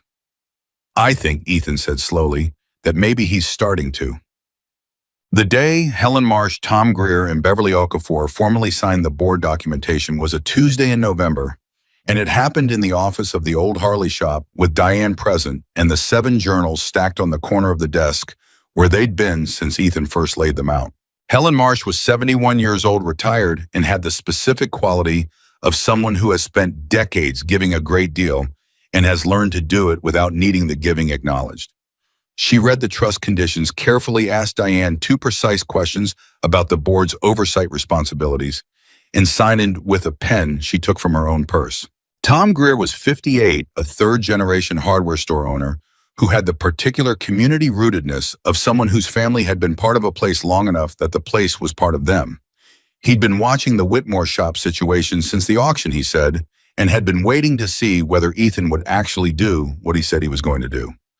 I've seen a lot of intentions in this county, he said. Intentions don't mean much. You've got actual people doing actual work. That means something. He signed. Beverly Okafor signed last and then sat back and looked at the room full of people, Ethan, Dale, Diane, the three board members, and Russ, who had come because Carol had told him he'd better be there for this, and said, I want to tell you all something. I've been running the food bank for 9 years. 9 years of watching people come through a door because they have no other options. And the hardest part isn't the resources. It's never really the resources. The hardest part is what happens to a person's sense of themselves when they've needed help for long enough. She looked at Ethan. What you've built here, what Arthur built, and you're continuing it, addresses that. It gives people back their own story, not a handout story, a doing story. She paused. I'm honored to be part of it. The meeting lasted 2 hours. Afterward, everyone went into the workshop, which had become an unofficial gathering space for moments that needed witnessing by the machines and the tools and the work that made the place what it was. Marcus was there working on the final cosmetic stage of Arthur's bike. He'd been working on it for 2 weeks, the bodywork and the paint and the chrome and all the details that make a machine go from functional to beautiful, the difference between a thing that runs and a thing that means something. Beverly Okafor stopped beside the bike and looked at it for a long moment. Is this, she started. Arthur Whitmore started it, Ethan said. We're finishing it. She looked at it for another long moment. It's beautiful, she said quietly. Not quite yet, Marcus said without looking up from the piece he was working on. Give me 2 more days. The first graduation the word Ethan and Dale had landed on after rejecting several others that felt either too corporate or too informal happened on a Saturday in December. Carl, Jesse, and Patricia had completed the 12-week program. All 3 had passed the practical assessments that Dale and Ethan had developed the real-world tests of whether someone could take a motorcycle from broken to running with minimal supervision, manage a parts order from inventory to installation, and diagnose a problem accurately from symptoms alone. All 3 had also done something harder to assess and easier to feel. They had become people who came through that door every morning like they had a right to be there. Not just a chance, a right. Carl had a job offer from a motorcycle dealer in Billings. He'd interviewed twice and they'd offered him a position that paid more than the machining job he'd lost. Better benefits, shorter commute. He told Ethan about it the day before graduation with the specific restraint of a man who doesn't want to celebrate too early because he's been burned by early celebrating before. You gonna take it? Ethan had asked. Yeah, Carl said. Yeah, I am. A pause. I want to come back though, not as a student. He stopped, started again. Dale showed me something about how he teaches, the way he breaks things down. I think I could do that, not as good as him, but I could do some of it. He looked at Ethan. Is that something you'd want? Ethan looked at Carl, at the man who had stood in his doorway on the first day with his arms crossed against wanting something, and said, that's exactly something I'd want. Jessie had 3 possibilities she was evaluating, which was 3 more than she'd had 12 weeks earlier. She'd also done something during the program that nobody had asked her to do. She'd started helping Marcus on Arthur's bike. In the evenings, an hour here and there, the 2 of them working together with the easy rhythm of people who have found their frequency. She was good with the detail work, better than she'd known, and Marcus had told her so with the directness of someone who had no reason to say it if it weren't true, which is the only kind of compliment that actually reaches a person. Patricia had been offered a position at the shop itself. Part-time, initially working with Dale on intake, the first conversation with people who came through the door, the assessment of where they were and what they needed, and how to tell them that what they needed was here without making it sound like charity. Dale had identified in her weeks ago the same quality he'd recognized in himself when Arthur first showed it to him, the ability to sit across from someone in the worst stretch of their life and communicate without performing it that they were worth the time. I want to make sure you know what you're agreeing to, Ethan told her when he offered it. Tell me, she said. Some days it's going to be hard. Someone's going to come in here and you're going to see yourself in them from a time you'd rather not revisit, and you're going to have to hold that and be useful anyway. Patricia looked at him. I know, she said. That's why I can do it. He knew she was right. The graduation itself was not a ceremony so much as a gathering. Russ and Carol came. Danny Reeves drove down from Cheyenne for it, which was the kind of thing that required no explanation from him and received none. The 3 board members came. Sandra, the environmental consultant who had cleared the EPA situation, came with her brother, who had attended a veterans vocational program 15 years ago, and who shook Ethan's hand and didn't say much, but whose handshake said what handshakes say when words aren't adequate. Gordon Pelly came. He stood in the back with his hands in his pockets and his face doing the thing it did when he was trying not to be moved by something and not entirely succeeding. Ethan hadn't planned to speak, but Dale looked at him at a certain point and nodded slightly, the way he nodded when something needed doing, and Ethan found himself standing in the middle of the workshop with the people around him and Arthur's almost finished motorcycle on the lift behind him. He didn't have notes. He stood there for a moment and thought about what to say, and then he said the thing that was most true rather than the thing that was most polished. Arthur Whitmore built this shop because he believed that people who have been through hard things have a specific kind of understanding that people who haven't can't buy or learn or acquire any other way, he said. He called it the right kind of broken. He meant it as a compliment. He looked at Carl, at Jesse, at Patricia. You three are the right kind of broken. You've been through things that most people are lucky enough not to know about. And those things cost you. I know they cost you, but they also built something in you that is genuinely useful. A way of understanding what it feels like to need something and not know how to ask. A way of sitting with someone who's struggling without flinching. He paused. That's what Arthur knew. That's what he was building. Not just mechanics, people who understand people. He stopped. He wasn't good at speeches, and he knew it. Carl, Jesse, Patricia, you walked in here 12 weeks ago and you showed up every day and you did the work. That's it. That's everything. That's what Arthur was looking for, and you're it. He paused one more time. He'd have been proud. I'm sure of it. Carl looked at the floor. Jesse looked at the ceiling. Patricia looked directly at Ethan with the direct gaze she'd been developing for weeks, the one that had replaced the careful invisibility she'd walked in wearing. Thank you, she said. Just that. The room was quiet for a moment. Then Russ started clapping and Carol joined immediately, and it spread, and the workshop of the old Harley shop on Route 9 filled with the sound of people recognizing something that had been accomplished and was real. That evening, after everyone else had gone, Ethan stayed. He sat in the workshop the way he'd sat on the first night on the same overturned parts crate. The place looked different than it had that first night. Not the physical space, which hadn't changed much, but the quality of it, the atmosphere. The difference between a space that has been empty for a long time and a space that has been used. The tools had been touched. The workbenches had the specific evidence of real work. The air was different. Marcus appeared in the doorway at 8 o'clock. He was supposed to have left 2 hours ago. What are you still doing here? Ethan asked. I could ask you the same thing, Marcus said. He came in and sat on a stool near the lift near Arthur's bike. I finished the last piece today. While everyone was talking, I was back here. He paused. I didn't want to say anything during the thing, but it's done. Ethan looked at the bike. It was done. 11 years after Arthur had set down his tools and walked away from it for the last time.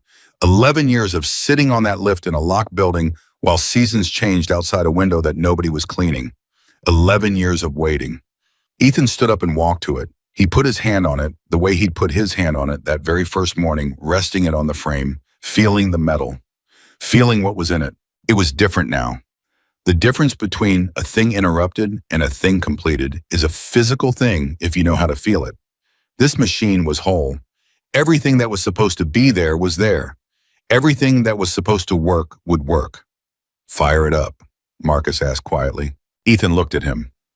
At this 19-year-old who had walked into the shop 8 weeks ago, not knowing what he was for, and who now knew exactly what he was for, and was already beginning the long work of becoming it. Yeah, Ethan said, let's fire it up. They went through the preparation, fresh fuel battery, connected choke set. Ethan did the first kick. The engine turned over but didn't catch. Marcus adjusted the choke slightly, the intuitive adjustment of someone who had learned the bike by rebuilding it. Second kick. The engine caught. It ran rough for a moment, the rough of something that has been dormant and is remembering itself, and then it smoothed. It settled into the specific sound of a well-built engine running the way it was meant to run the sound. That means everything is where it's supposed to be and doing what it's supposed to do. They stood there in the workshop and listened to it. Neither of them said anything for a while. The engine filled the space with its sound, and the sound was Arthur's, and it was the shop's, and it was all the people who had moved through this place over the years, and it was Carl and Jesse and Patricia and it was Dale and Robert and Danny and Maria Chen, and it was a cold morning on a highway outside Billings 11 years ago when a young man stopped for a stranger and spent an hour on a repair and refused $20. Ethan stood with his hand on the finished motorcycle and understood what Arthur had left him. Not the building, not the bikes, not the money in the trust or the legal structure or the careful network of professionals he'd assembled to protect it. What Arthur had left him was the understanding that the most important thing a person can build is not a thing at all. It is the faith that broken to people are worth rebuilding. The practice of acting on that faith every day. The community that forms around that practice. The ripple of it outward and outward into lives you'll never see and moments you'll never hear about changing things you'll never know were changed. The engine ran. Marcus was standing beside him listening. "What do you think he would have said?" Marcus asked. "If he could see it." Ethan thought about it honestly. About the journals, about the careful handwriting, about the 22 years and the 11 years after, and the letter on top of the safe with his name on it. "I think," he said, "he would have said, about time." He paused, and then he would have asked, "What's next?" Marcus smiled. "So, what is next?" Ethan looked at the running motorcycle, at the workshop around it, at the door that led to the office where Arthur's desk still sat, and the 7 journals were still stacked in the corner. "We take on a new class," he said. "Bigger this time. We have the capacity now. The board is in place, the legal situation is resolved, the funds are available." He paused. "And we need someone to take point on intake. Patricia's doing intake. Patricia's learning intake. She needs someone working alongside her while she learns." He looked at Marcus. "You said you wanted to be on the other side of the door when someone who needs this shows up." Marcus looked at him. "I've been here 8 weeks. Dale had been here 4 months when Arthur put him in front of his first trainee." Ethan paused. "You're not going to be good at it right away. You're going to make mistakes and learn from them and be better because of them. That's the whole system." He looked at the bike. Arthur trusted people before they were ready because he understood that readiness is a thing you develop by being trusted, not a condition you arrive at before anyone trusts you. Marcus was quiet for a long moment. "Okay," he said. "Okay. Yeah." He straightened slightly. "Yeah, okay." The engine ran between them steady and smooth, the sound of something finished and something beginning at the same time. Outside on Route 9, the night was cold, the way Montana nights are cold in December. The clean, specific cold that is its own kind of honest, that doesn't pretend to be anything other than what it is. The sign in the parking lot was lit from below by a work light Russ had installed the week before Whitmore shop. And underneath, everyone welcome, especially those who've been told otherwise. Inside, the engine ran. The second class started on a Monday in January with 9 people. 9 was more than double what the first class had been, and the difference was not just numerical. It was qualitative. Word had moved through the county the way word moves when something real is happening, not through advertising, not through organized outreach, but through the specific channel of one person telling another person something that actually happened to them, which is the oldest and most reliable form of communication human beings have ever invented. Carl had told someone at his new job in Billings. That person had a brother-in-law who was struggling. Patricia had told someone at the food bank where she sometimes volunteered, and Beverly Okafor had quietly passed the information forward through the network she'd been building for 9 years. Marcus had done something that surprised everyone, including himself. He'd gone back to the community college he dropped out of, walked into the counseling office, and told his story to a counselor named Dr. Amina Reyes, who had been working with students in crisis for 12 years, and who had, in that time, developed an extremely accurate sense of which programs were real and which were well-intentioned noise. Dr. Reyes had called Ethan directly. "I send you 3 people," she said without preamble, in the tone of someone who negotiated on behalf of students every day and had no patience for the softened version of anything. 3 people who are in my office right now because they have run out of conventional options. I want to know what you actually offer, and I want the honest version, not the brochure version. Ethan had given her the honest version, which was, we teach motorcycle mechanics as a trade. We pay attention to the whole person. We don't move people out when they're slow. We don't pretend this is easy. We have a waiting list now. So the 3 spots I can give you are 3 spots I'm giving you instead of someone else. And that decision is going to be based on whether your 3 people are going to show up. They'll show up, Dr. Reyes said. How do you know? Because they came to my office, which means they're still trying. People who've stopped trying don't come to counseling offices. They just disappear. She paused. You sound like someone who knows what that disappearing looks like. I do, Ethan said. Then we understand each other. All three of Dr. Reyes's referrals showed up on Monday morning. One of them, a 24-year-old named Theo, who had aged out of the foster care system 2 years ago and had been surviving since on a combination of determination and luck that was running thin, arrived 40 minutes early and stood outside the door in the January cold, rather than knock before the posted opening time because he didn't want to seem presumptuous. Marcus found him there when he arrived at 7:20 and brought him inside and made him coffee without making a thing of it, which was exactly the right instinct, and which told Ethan, watching from the office doorway, that Marcus was going to be better at this than either of them had fully understood yet.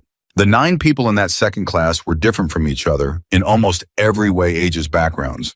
What had brought them to the door and alike, in the one way that mattered, they had all been told by circumstance or by other people or by the accumulated weight of bad luck and worse timing that their window had closed.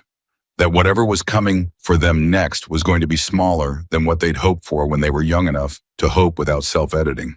Ethan looked at them on that first Monday morning and recognized each of them. Not their faces, their posture, the specific held quality of people who want something and are working hard not to show how much they want it, because wanting something and not getting it is a particular kind of pain that you get careful about after it's happened enough times. He knew that held quality the way you know something you've worn on your own body. Welcome, he said. And then because he'd learned from the first class that the most useful thing he could do in the first 5 minutes was tell the truth.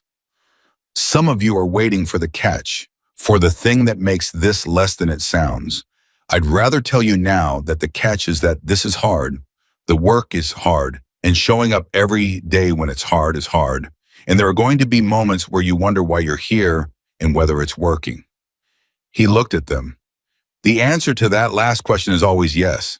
It's always working even when it doesn't feel like it. That's the one thing I can promise you. A woman in the back row, her name was Linda, 57 years old, a former hotel manager whose entire industry had contracted around her during a 2-year stretch that had taken her savings and her professional identity, simultaneously raised her hand. How do you know? She asked. Not hostile, just direct. The directness of someone who had been in enough meetings where promises were made to have developed a finely calibrated instrument for detecting which ones were real. Ethan looked at her. Because I was where you are, he said. 8 months before I walked into this building, I was surviving. Not living, surviving. And someone I'd never met had spent years building this place, specifically for people like me. He paused. Arthur Whitmore is the reason this exists. I'm just the person who showed up to keep it going. He paused again. The work works, not because I'm telling you it does, because there are people who went through it and built lives on the other side of it. Some of them are in this building right now. He looked toward the workshop doorway where Dale was standing, and beside Dale, Patricia and Marcus. Linda looked at them, looked at Ethan, nodded once, put her hand down. 6 weeks into the second class, something happened that nobody had planned, and that changed the shape of what the Whitmore shop was becoming. A reporter named James Calloway showed up. He was from a regional news outlet based in Billings, mid-30s, with the slightly worn energy of someone who covers a large territory on a small budget and has developed the skill of moving quickly and listening well to compensate. He'd heard about the shop through Gordon Pelly, not through any official channel, just Gordon mentioning it to someone who mentioned it to someone, the same informal network that brought everything to the shop. He came on a Tuesday and Ethan almost turned him away. His instinct was protective. The people in the shop were in the middle of things, were in the specific vulnerable middle stage of rebuilding and having their stories presented publicly without their full understanding of what that meant, felt like a risk he didn't have the right to take on their behalf. Dale was the one who changed his mind. Arthur never hid what he was doing, Dale said. He was private about individuals always, and you protect that. But the thing itself, the work, the idea, what this place is, he was never hidden about that. He talked to anyone who asked. He paused. There are people in this county who need to know this place exists, and there are people in other counties. A story does that work. What if it brings the wrong kind of attention? Ethan said. Then we handle it. Dale looked at him. You've been handling it since the first week. This isn't new. Ethan called the 9 people in the current class together and explained the situation.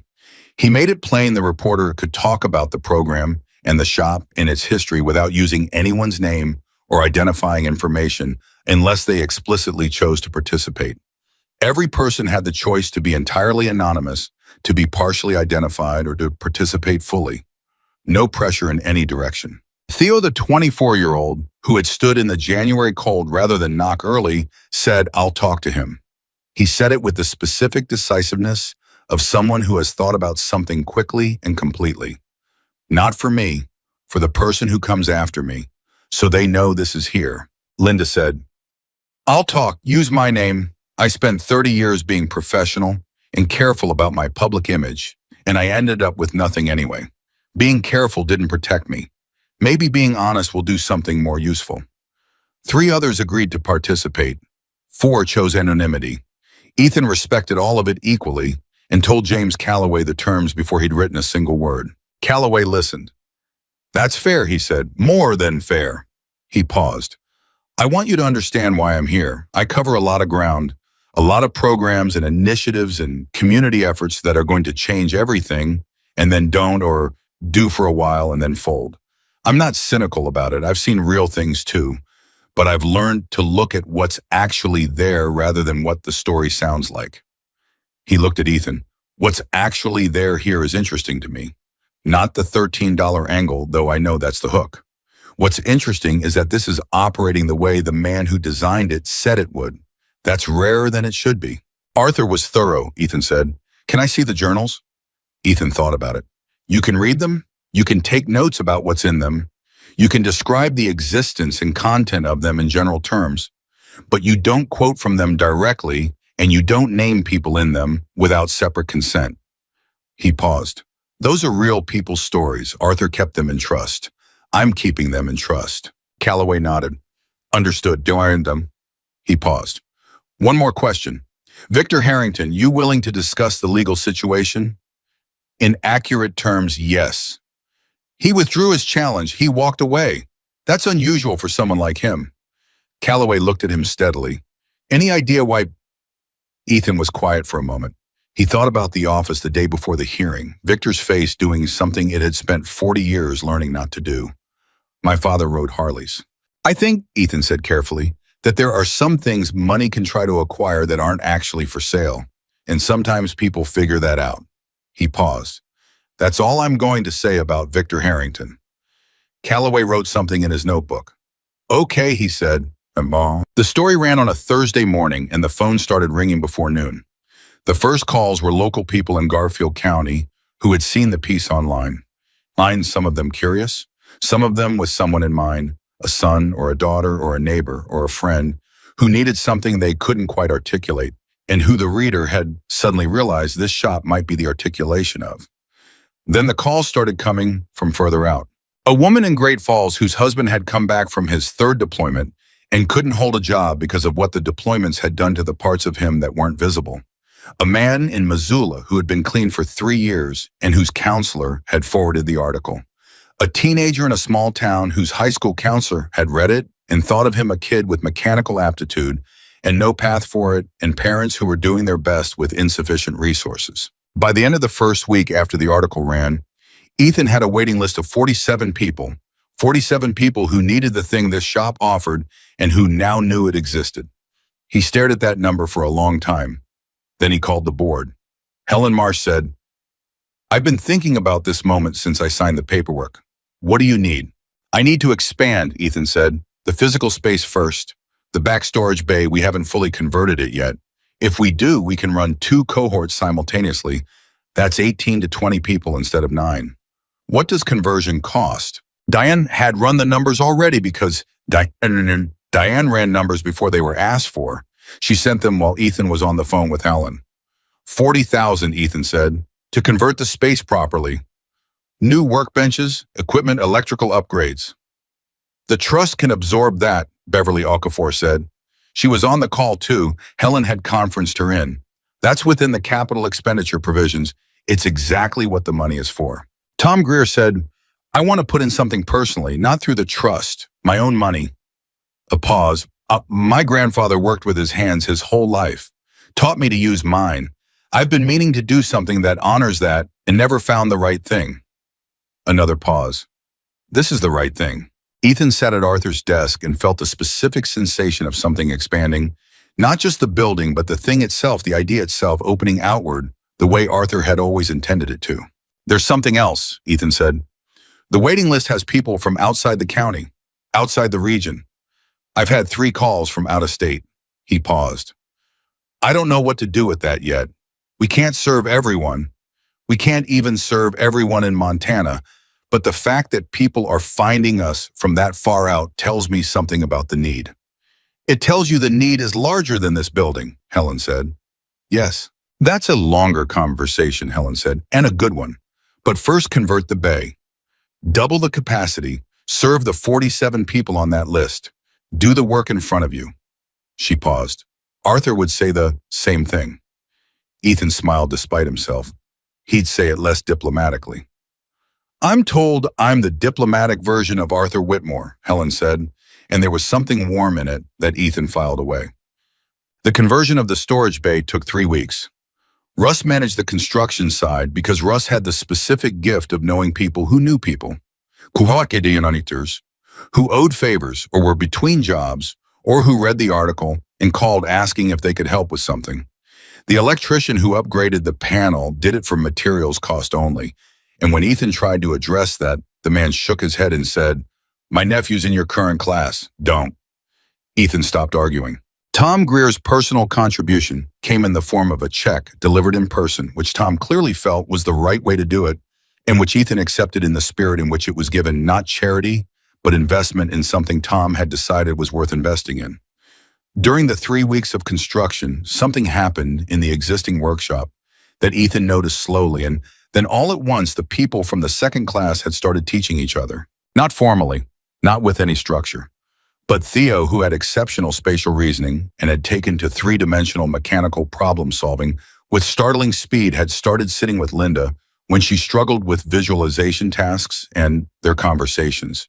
He wasn't instructing her exactly more, thinking out loud in a way that let her follow were producing results that Dale noted and brought to Ethan privately. That's peer learning, Dale said. That's the thing Arthur was best at cultivating. You get the right people in a room and they start teaching each other things you couldn't teach them from the front of the room. He paused. Theo's a natural at it. He's 24, Ethan said. Arthur would say that's not too young. Arthur would say you either have the instinct for it or you don't, and age just gives it more vocabulary. Dale looked at him. We're going to lose people to the outside, Ethan. Carl's already gone. Jesse's going to have something solid within a month, I can tell. That's the point. That's what success looks like. But we need people who stay. People who become the next layer of what this place is. Ethan looked toward the workshop. At Theo sitting with Linda, talking through something with his hands. Linda's expression going from frustrated to focused to something that looked like the beginning of understanding. How do we know who stays? Ethan asked. We ask, Dale said simply, directly. Arthur always asked directly. He said the only way to know what someone wants is to ask them clearly enough that a polite non-answer isn't available. The twist came in February, and it came from a direction nobody had been looking. It started with a phone call to Diane. A man named Gerald Whitmore, Arthur's son, 63 years old, living in Oregon, had seen the article. Not because he was looking for it, because someone who knew him had sent it, and he had then spent 3 weeks deciding whether to call. He called Diane because her name was in the article as the trust attorney. He said almost nothing in the call except that he wanted to speak with Ethan Walker and that he understood if that wasn't possible, but he would like the opportunity if it was. Diane called Ethan immediately after. Arthur's son, Ethan said. Yes. Is he... Oh, he tried to find the question he actually wanted to ask. Is this a legal situation? He has no grounds to challenge the trust, Diane said. Arthur's legal documentation explicitly addressed familial claims. It's airtight. This isn't a legal call. She paused. I think he just wants to talk. Ethan was quiet for a moment. Did Arthur write about him in the journals? You've read all 7 books, Diane said. You tell me. He had read all 7 books. And Arthur had written about Gerald Whitmore in the fifth journal, one entry, 3 pages, which was longer than almost any other single entry. It was written differently than the others, not in the observational, professional tone of the program entries, but in something more personal and less resolved. Arthur had made choices about the shop that Gerald hadn't understood. Gerald had wanted a different life for his father, a quieter one, a more profitable one, a retirement. Arthur had wanted to keep working, keep the shop running, keep doing the thing he believed in. That difference had cost them years of closeness. The last line of the entry read, "I don't know that he will ever understand. I hope he comes to understand. I have done what I believed was right, and I believe that doing right is worth but the cost is real and I carry it." Ethan called Gerald Whitmore that same evening. The phone rang twice. A voice answered, older, careful, with the quality of someone who had been preparing for a conversation. "Mr. Whitmore," Ethan said, "this is Ethan Walker." "I know," Gerald said. "See, thank you for calling." A pause. "I wasn't sure you would." "Why wouldn't I?" "Because I'm the son who didn't come back to help him run the shop," Gerald said with the specific flatness of someone stating a fact they've made peace with intellectually, but not entirely emotionally. "I'm the son who told him it wasn't worth what he was putting into it, that he should sell, retire, rest." He paused. "I was wrong. I've known that for a long time. I knew it before he died, actually. We repaired things between us before the end, but I didn't fully understand what he'd built until I read that article." Ethan said nothing. He was listening the way Dale had taught listening, with your whole attention, not with part of your attention, and part of it waiting for your turn. "I want to see it," Gerald said. "If that's appropriate. I don't want to complicate anything. I know the trust is settled and I'm not—" He stopped. "I just want to see what he built. What you've continued. I want to stand in that shop and understand it the way I should have understood it when he was alive." "Come," Ethan said. "Come whenever you want. You're welcome here." Even though I argued with him about it for years. "Especially because of that," Ethan said. "You wouldn't be the first person who walked through that door carrying something complicated. That's kind of the whole idea." Gerald made a sound that might have been a short, surprised exhale. "That sounds like him," he said. "That sounds exactly like him." Gerald Whitmore arrived on a Saturday morning in late February, drove himself from the airport in a rental car, and stood in the parking lot looking at the building for a long moment before coming in. He was a tall man, gray-haired, with Arthur's careful posture, and none of Arthur's ease in it, the posture of a man who held himself carefully because he'd learned that was the safe way to move through the world. He shook Ethan's hand in the parking lot and said, "It's bigger than I remembered. I came here a few times as a teenager, before the distance, you know." He looked at the sign, read it. He always said something like that. "Everyone welcome, especially those who've been told otherwise." He used to say it was his operating philosophy. A pause. "I told him it wasn't good business strategy." His voice was flat on that last sentence. "As I said, I was wrong." They went inside. Ethan had thought about what this would be, had thought about it since Diane's call. He'd decided the only right approach was the one that felt most like Arthur, show him the truth all of it, without managing the experience. Let the place be what it was. Dale met them in the workshop and shook Gerald's hand with the solemnity of a man acknowledging something significant without making a performance of it. "I worked for your father for 4 years, Dale said. "He changed the direction of my life. I want you to know I say that as a factual statement, not a sentiment." Gerald looked at him. "How?" "He treated me like I was worth the investment before I believed it myself," Dale said. "Every single day for 4 years, he acted as if I was already the person I might become, and eventually I became it." He paused. "That's the thing he knew how to do. I've never seen anyone else do it as naturally." Gerald looked down. "He tried to do that with me, he said quietly. "I didn't make it easy." "He knew that," Dale said. "He wrote about it." Gerald looked up sharply. "He wrote about me." "Yes," Ethan said. "In the journals, yes." A long silence. "What did he write?" Ethan thought about the fifth journal. The 3 pages, the last line. He looked at Gerald Whitmore, at this 63-year-old man who had come 1,200 miles to stand in his dead father's workshop and try to understand something he'd argued against for years and made a decision. "He wrote that he hoped you'd come to understand," Ethan said. "He wrote that he believed he was doing right. And he wrote that the cost was real and he carried it. He paused. He wrote about you with love. That's the most accurate summary. Gerald stood very still. Can I read it? He asked. His voice was different now, thinner. Ethan had thought about this too. Whether the journals were Arthur's private observations about people written in the expectation that they'd be read by Ethan for operational purposes not shared publicly. But Gerald was Arthur's son, not a stranger, not an adversary, a person trying to close a gap between himself and his father that death had made permanent but understanding might yet bridge. Yes, Ethan said. I'll get you the fifth one. He left Gerald in the office with the fifth journal and closed the door and went into the workshop and stood there with Dale in the particular quiet of two people respecting the weight of what was happening on the other side of a wall. 40 minutes later, the office door opened. Gerald came out with the journal held carefully in both hands and his face carrying the evidence of 40 minutes of reading something that cost him something real.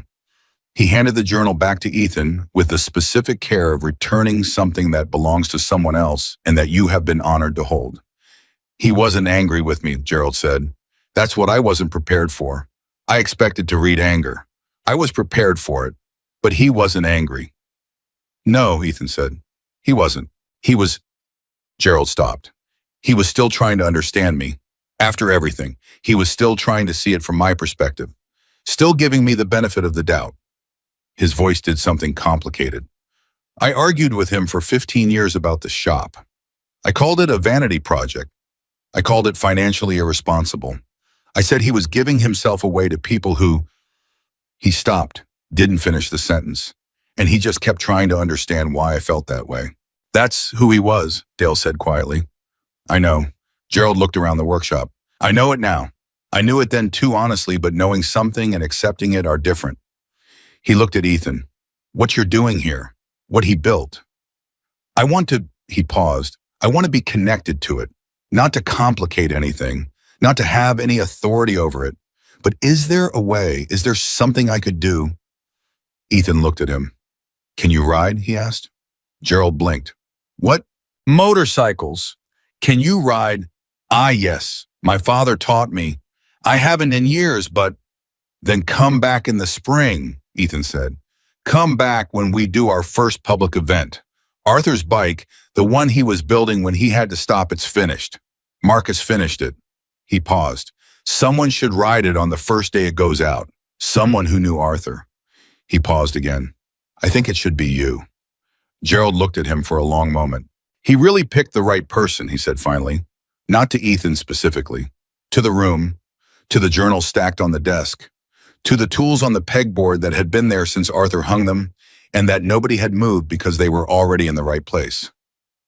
The spring event was not planned to be large. It became large anyway.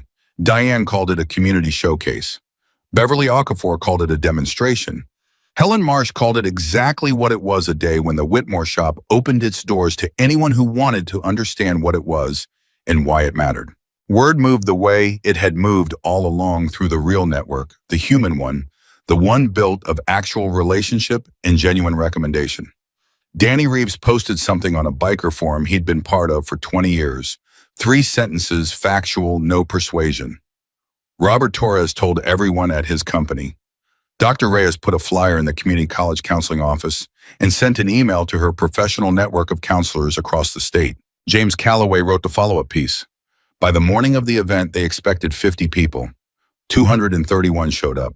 Ethan stood in the parking lot at 8 in the morning and watched them come and felt something that was not quite shock, because on some level he had known from the beginning, from the moment he read the first journal and understood what Arthur had actually built, that this was what was inside it waiting.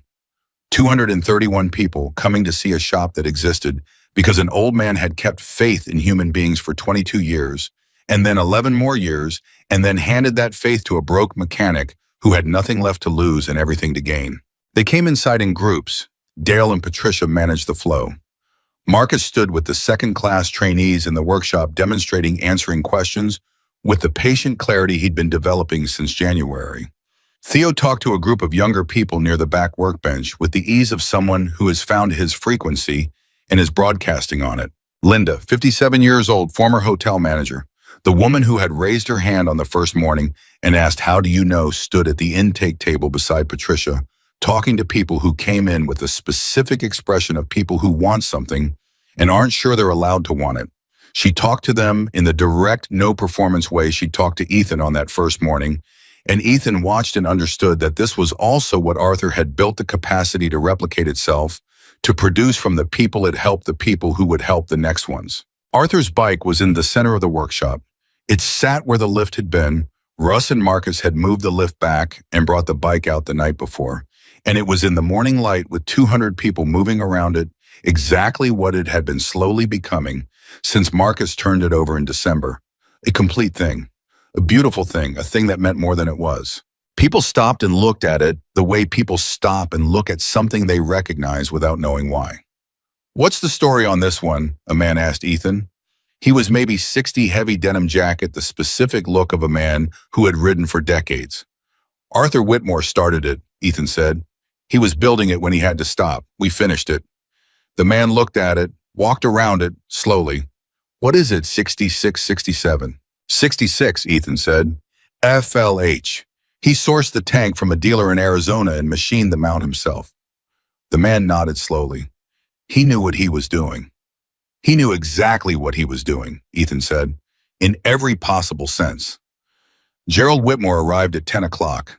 He came through the parking lot in the steady way he moved through everything carefully, deliberately, and Ethan met him at the door and shook his hand and brought him inside through the crowd to the bike. Gerald stood in front of it. He didn't say anything for a while. The crowd moved around them, both conversations and demonstrations happening in the background. The living activity of the thing Arthur had imagined, and Gerald stood in the middle of it and looked at the motorcycle his father had been building when time ran out. "He talked about this bike," Gerald said finally. His voice was quiet enough that only Ethan could hear it. "In his last years, when we spoke, he said he had one more project, that he was going to finish it before he finished." He paused. "He didn't, but it got finished anyway." "Yes," Ethan said, "because you showed up. Because Arthur made sure someone would." Gerald was quiet for another moment.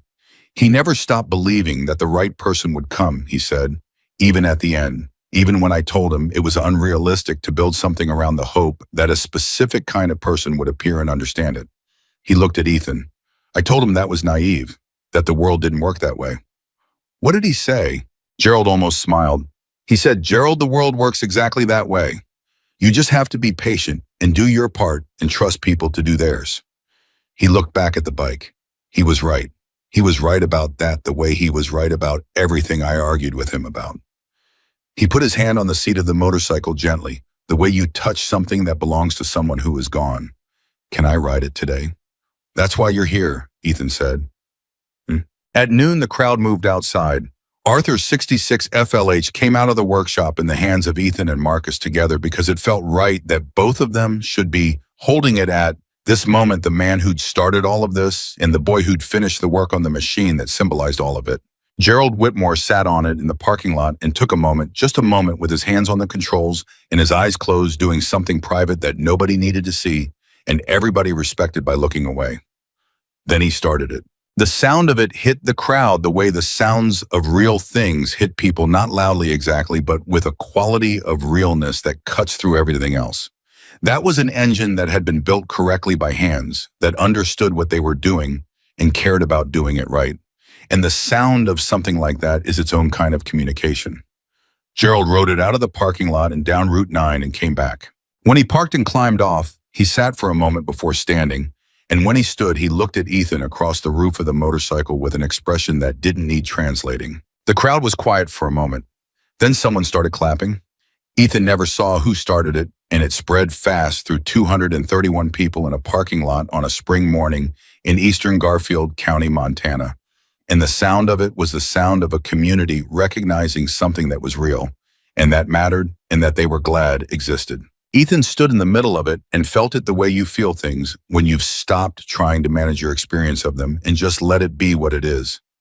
Dale appeared beside him, didn't say anything, just stood there the way you stand beside someone when standing beside them is the right thing to do. After a moment, Ethan said, "He knew this would happen." "He knew the shape of it," Dale said. "Not the details. He knew the shape." "22 years of building and 11 years of waiting," Ethan said. "For this." "For all of it," Dale said. "The shop, the people, Gerald on that bike, you standing here." He paused. The way he figured it, all of it was already in motion. He just needed to give it the right conditions. Ethan looked at the crowd, at the 200 people who had come because something real was happening and they wanted to be near something real. At Marcus talking to 3 teenagers with the particular aliveness of someone doing exactly what they're for. At Patricia with her hand on the arm of a woman who had just walked in and looked lost in the specific way of someone who needs to be found. At Carl, who had driven from Billings on his day off, standing with Russ and looking at the motorcycles with the expression of a man who understands he is standing in a place that changed his life. At Gerald Whitmore sitting on Arthur's bike in the parking lot, running his hand along the tank one more time before letting it go. At the sign, "Everyone welcome," especially those who've been told otherwise. Ethan thought about a morning in October 11 years ago. Cold highway, an old man and a broken bike, an hour of work and a refused $20 bill. He had not known that morning that he was doing something that would echo for 11 years and then 11 more.